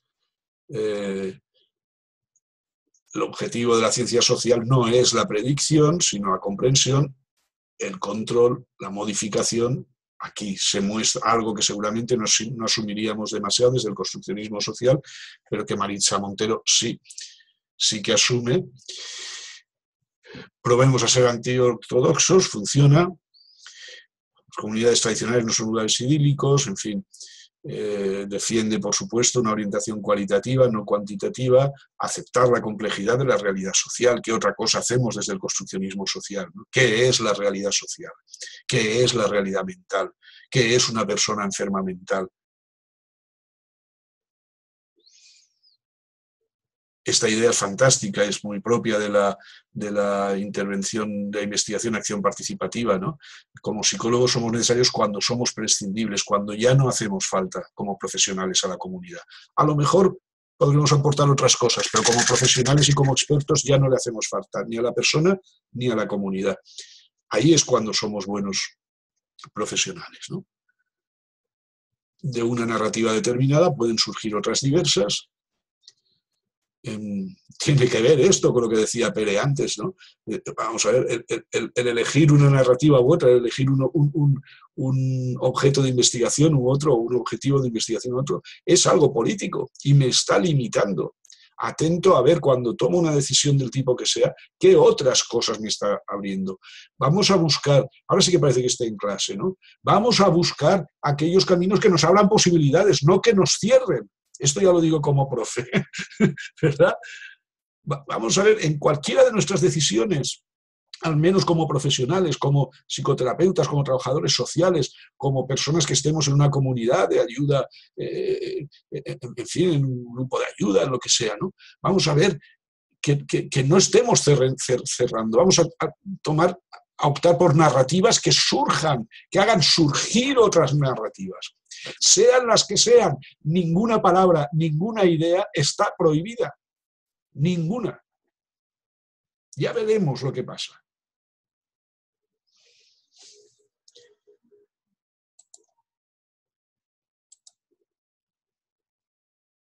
Qué serias y qué serios os veo. Bueno, si nos da tiempo seguiremos con la última transparencia y si no lo dejamos para otro día, pero me he enrollado un poquito con estas transparencias. Claro, estoy hablando de temas muy favoritos para mí, ¿no? Muy, muy queridos, muy próximos y con los que me encuentro muy cómodo, disculpad. Y claro, apoyándome en Tomás Ibáñez, en Martín Baró y en Maritza Montero, pues es que eso es un lujo tremendo, ¿no? ¿Qué ideas han generado con estas transparencias, con estas cuestiones? ¿Qué críticas podéis hacer? El responsable del tema del marxismo lo tenéis aquí delante, es César Vázquez, o sea que si queréis decirle, atacarle de alguna manera, pues le atacáis ahí, a él, no me ataquéis a mí. Además César sabe aguantar las críticas, o sea que como buen peruano aguanta bien las críticas. ¿Podría haber una psicología política nazi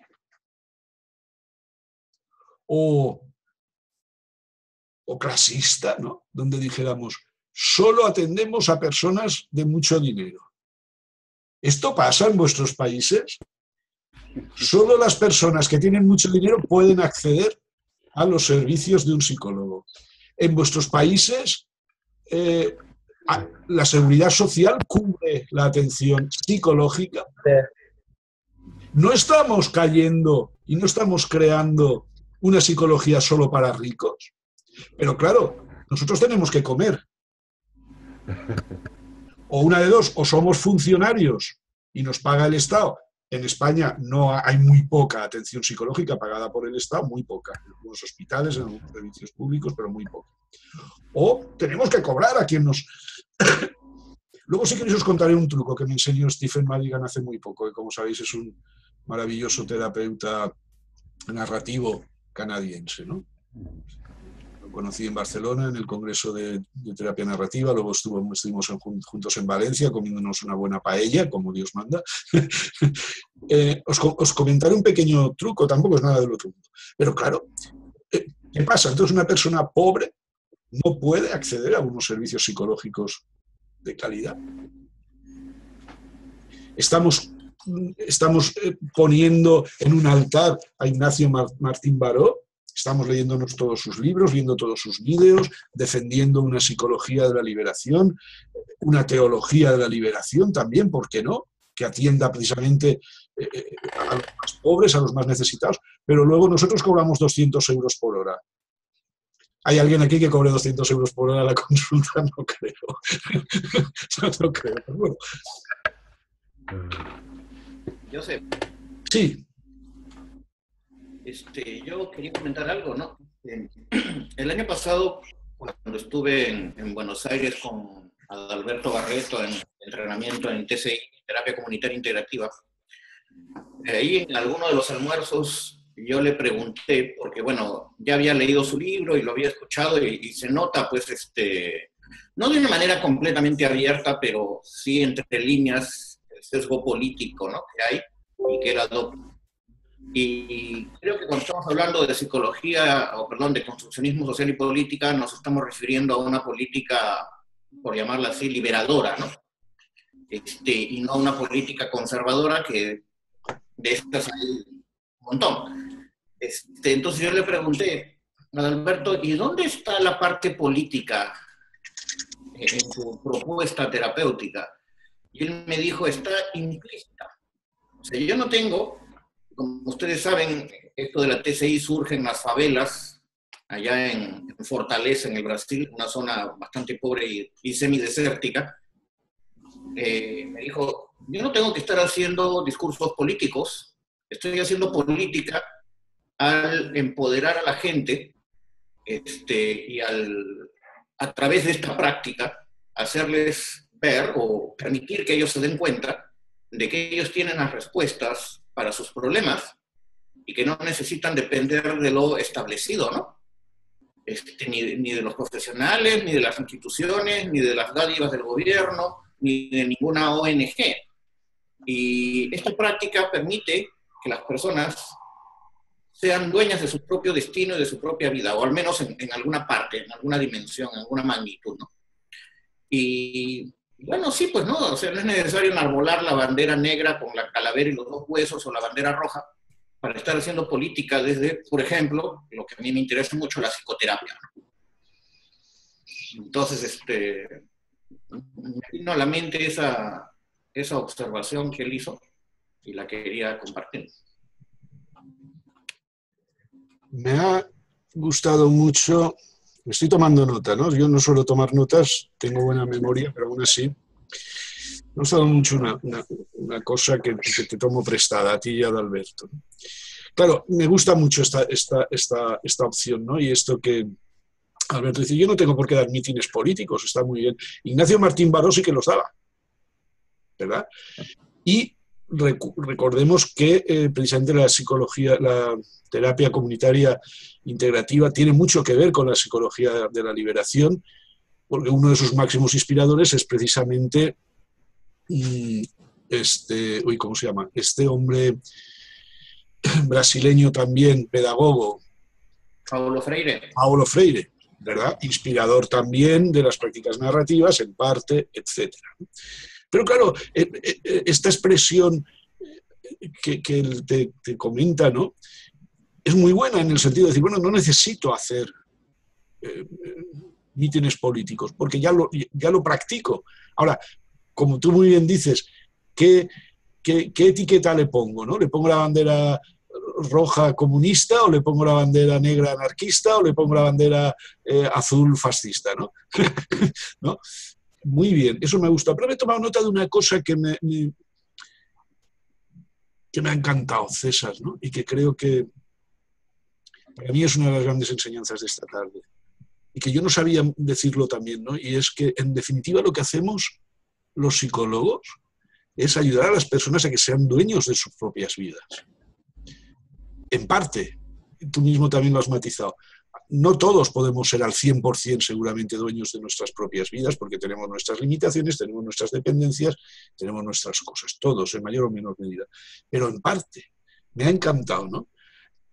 Tanto a las personas socialmente en riesgo o en auténtica exclusión social, sea eso lo que sea, que seguramente habría mucho que hablar, y aquí hay una persona que nos podría ilustrar muchísimo, ¿no?, que es Pamela, que dirige una ONG que hace cosas increíbles en Chile. os invito especialmente a que vengáis al Congreso de Tenerife porque Pamela va a presentar allí un póster con sus experiencias, ¿no? Entonces, no os invito para que veáis a las grandes figuras, que también, a Gerger y compañía, es que podréis ver a Pamela también atender sus explicaciones. Pero también es una manera de hacer sin decir y de estar facilitando enseguida.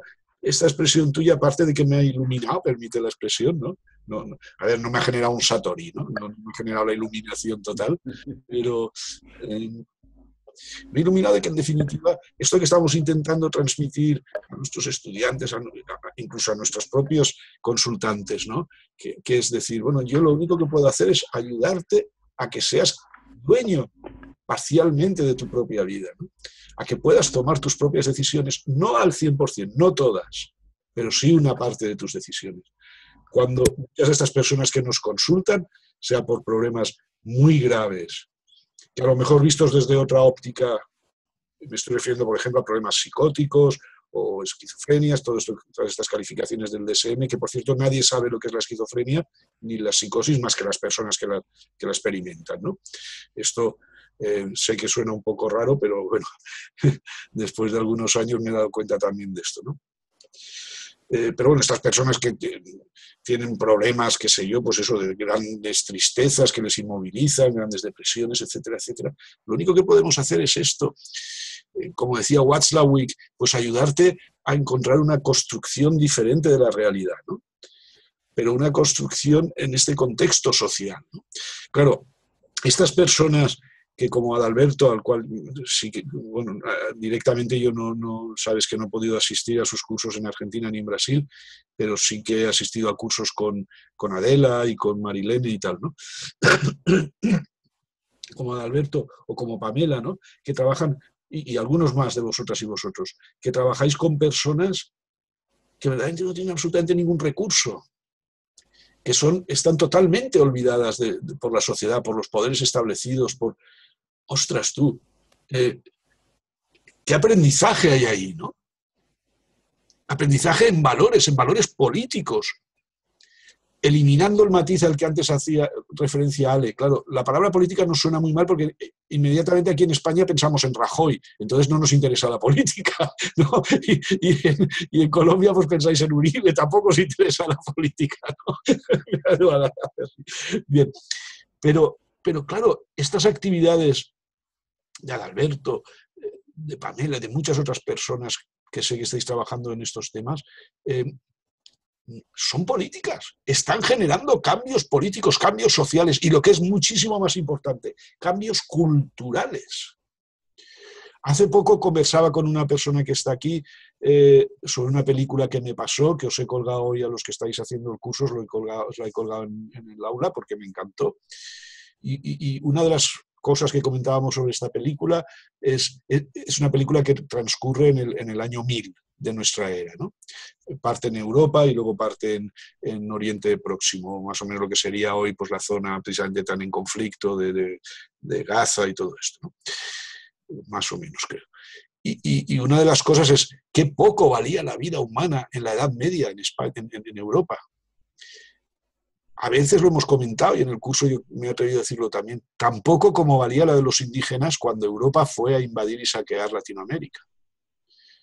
No tenía ningún valor, solo valía la de las oligarquías.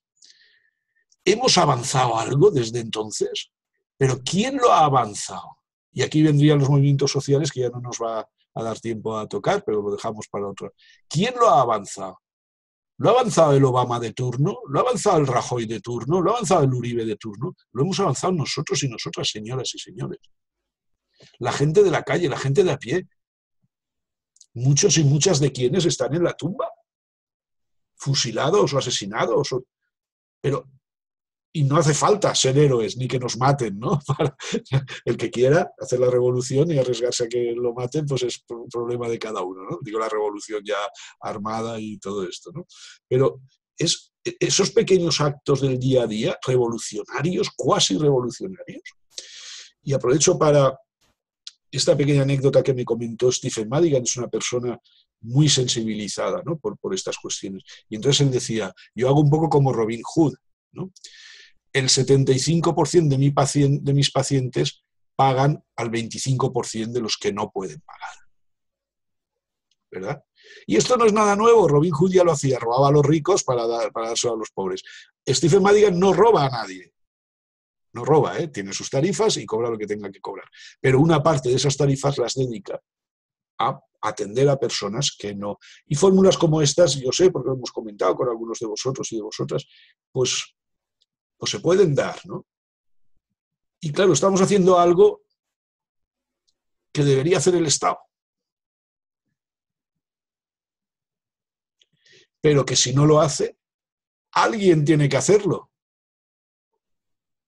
Alguien tiene que hacerlo. Digo yo. Esto ya es visto desde el punto de vista de los valores impuestos, ¿no? No soy quien para imponer ningún tipo de valor a nadie, ni decir a nadie, no, tú cóbrale solo al 75%, a los otros gratis, ¿no? Cada uno sabrá sus números y cada uno sabrá hasta dónde puede llegar, ¿no? O no lo sabrá, ¿no? Como yo mismo, pero bueno.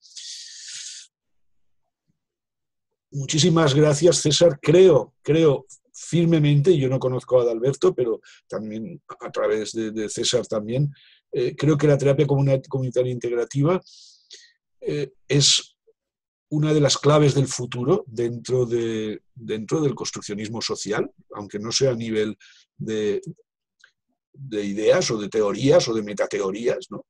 Como sabéis, tampoco tiene unas metateorías muy tremendas, ¿no? Sí, se basa pues, en la teología de la liberación, en la psicología de la liberación, se basa en bastantes ideas postestructuralistas, pero no hace grandes teorías este hombre, ¿no? Y yo cuando he hablado y he participado en cursos pues con Adela y con Marilene Grandeso, que son dos personas que están siguiendo su trabajo y ellas también crean sus círculos de comunitarios, y César también lo está haciendo en Perú, ¿no? Pues no te sueltan grandes rollos, ¿no? La idea es vamos a ponernos a trabajar y vamos a hacerlo y ya está. Bien, no sé si de nuevo me he vuelto a poner un poco serio. Sí, Ale, por favor.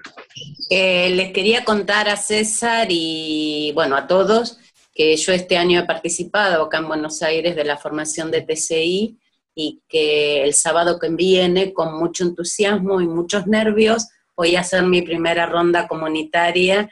Así que bueno, nada, estoy con muchas expectativas y muy feliz de poder hacer esta práctica y bueno, después les contaré cómo me ha ido y cómo se proyecta. Sí, por favor. Vale, sí, me había olvidado, es cierto, hace apenas un mes, ¿no?, que estuviste en Buenos Aires con ellos, con Adela y con Adalberto. Muy bien, pues...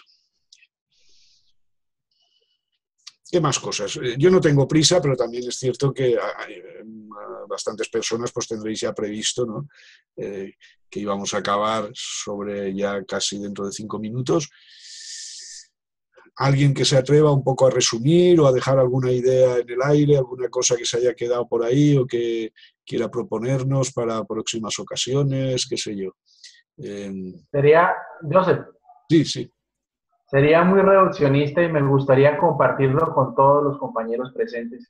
Y me perdonan el atrevimiento, pero se podría decir que la política, tratando de concluir un poco, no quiere decir que la conclusión sea limitada a las palabras que voy a decir, pero podría decirse que la política es la capacidad que tenemos las personas de no limitar nuestras propias palabras. A mí me gusta, ¿qué os parece a los demás? Así a primera vista me gusta, luego como somos críticos, pues podríamos... Me gustaría escucharlos. No, a primera vista... O sea, la política sería la capacidad que tenemos las personas de no limitar nuestras propias palabras. A mí me encanta así de entrada. ¿Qué os parece? Me parece una muy buena visión y además novedosa, para quitarnos el miedo a hablar de política o de hablar en términos políticos. ¿Verdad? Si a mí me gusta... Perdona, que no se haya interrumpido, Josep. No, por favor.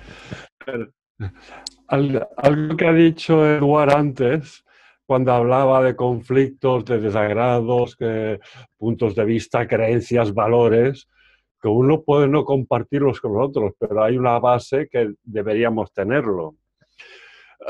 Y en relación a eso, cuando tú estabas haciendo un repaso de Maritza Montero, ibas leyendo frases, comentando, y yo me he quedado con la última, fíjate, que es la relación es sujeto-sujeto, no sujeto-objeto. Pues de sujeto a sujeto podemos decirnos de todo. Bien. De sujeto a objeto se acabó el diálogo. Eso sería, Pere, yo creo que eso sería una característica de no limitar nuestras palabras. No verlo sí. ¿Cierto? Buenísimo. Abundo. Esta es una de las características del construccionismo social y de las prácticas colaborativas y dialógicas, ¿no? En las cuales, bueno, y también no solo de ahí, sino por ejemplo de las investigaciones, la investigación relacional, que estamos trabajando mucho últimamente en el seno del Taos Institute y tal, como un paso más allá de la investigación cualitativa, no digamos ya de la cuantitativa, ¿no? Donde verdaderamente, cuando un investigador está investigando, un investigador social, de ciencias humanas y sociales, se está investigando a sí mismo. Pero es que cuando un terapeuta está haciendo terapia, se está haciendo terapia a sí mismo. Esto para mí es uno de los grandes hallazgos, digámoslo así, del construccionismo social y de las prácticas colaborativas y dialógicas y de la terapia comunitaria integrativa sistémica y de los open dialogues, ¿no? El sentirte parte del proceso. No eres el experto que dice a la otra persona lo que ha de hacer. En ese sentido, Pere, que tú destacas, gracias por haberlo destacado, enlaza muy bien también, como tú has visto, con esa propuesta que nos hace Eduard, ¿no? Y que claro, mucho un poco como resumen de todo esto, para perderle el miedo a hablar en términos de política. Es decir, os voy a hablar en términos de política, pero la política lo que hace es facilitar la apertura. A ver, repítelo, Eduard, no me he tomado nota, esto es para tomarse nota. Que la política sería la capacidad de las personas de no limitarnos con nuestras propias palabras. Correcto, muy bien, me ha encantado. ¿Alguna idea, algún matiz? Nos quedamos un poco como conclusión o como resumen, ¿no?, de toda esta sesión con esta idea. Podemos seguir desarrollándola en nuestras conversaciones, en nuestros trabajos, en nuestros estudios, con nuestros amigos. ¿Queréis añadir alguna cosa más? Vamos cerrando ya la sesión.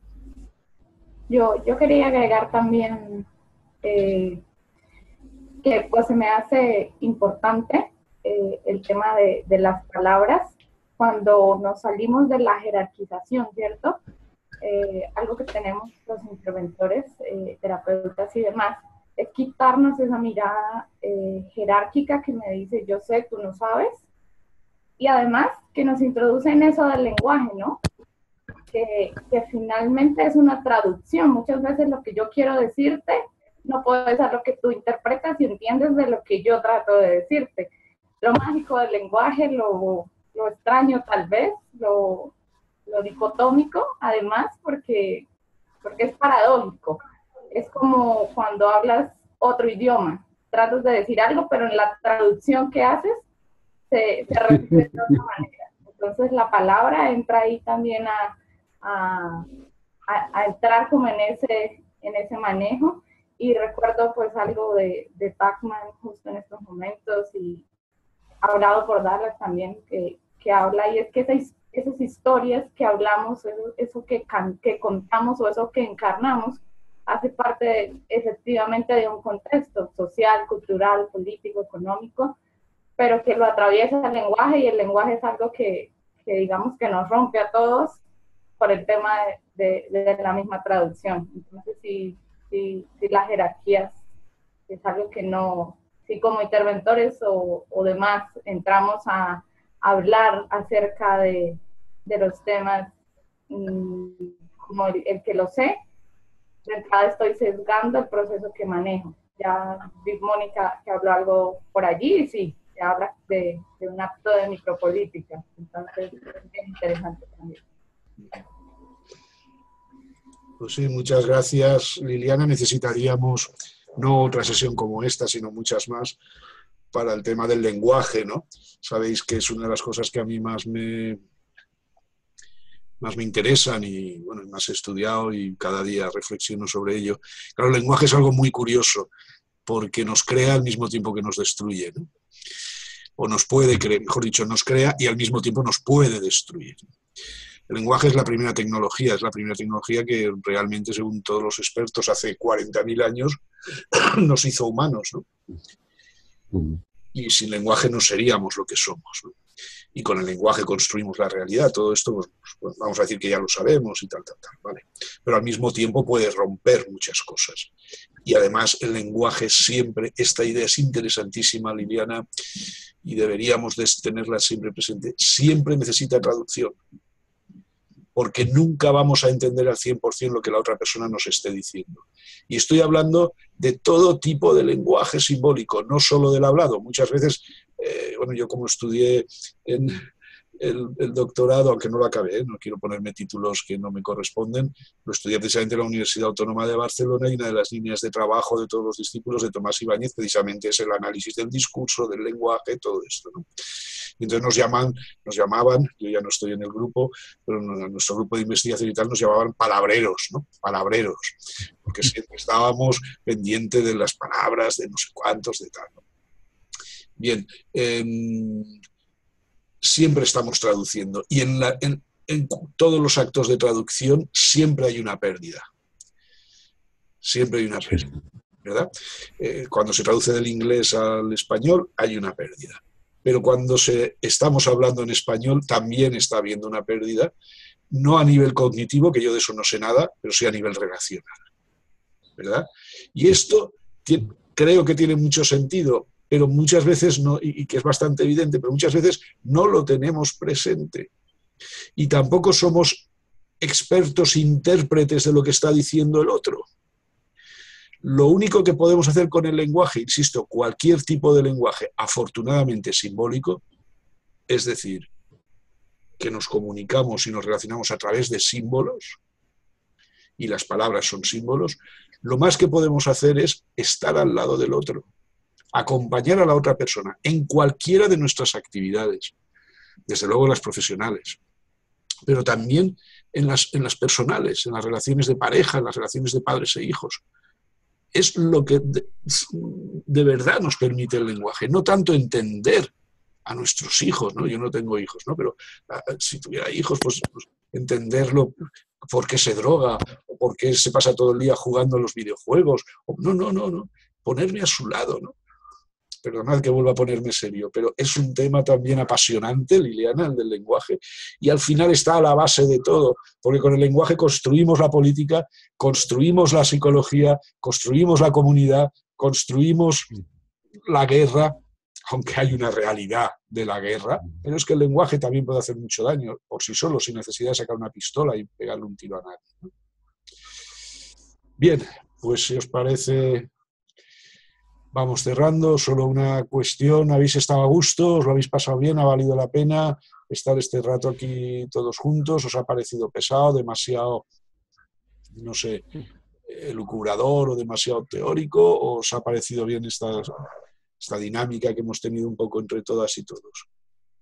¿Habéis estado bien? Por mi parte, encantado y os doy las gracias a todos, a ti, Josep, y a todos. Ha sido un placer, como siempre, contar con tu presencia y es una persona muy amable, muy simpático. Ya como has dicho, nos conocimos personalmente, me lo pasé muy bien contigo, charlando de nuestras cosas y haciendo broma y tal. También cuando te metes conmigo porque dices que mis paellas no me salen buenas, pero bueno, para eso está... ¿Te acuerdas? Sí, pero ya te invitaré a una y ya me dirás, a ver si tú las haces mejor. Bueno, se ve muy rico, eso se ve delicioso. Bueno, familia, pues muchísimas gracias. Tendremos más ocasiones como esta y otras y bueno, nos vamos viendo. Cualquier cosa que necesitéis de mí, sabéis que estoy a vuestra disposición y no tenéis más que escribirme y en la medida de lo posible pues os echaré una mano en lo que sea menester. ¿Ok? Muchos besos, muchos saludos, a cenar por estos lugares y a disfrutar el fin de semana. Venga. Chao. Adiós a todos. Chao. Gracias. Vosotros. Ok. Chao. Chau, chau. Chao, chao. Gracias. Que no sea la última. Hasta luego.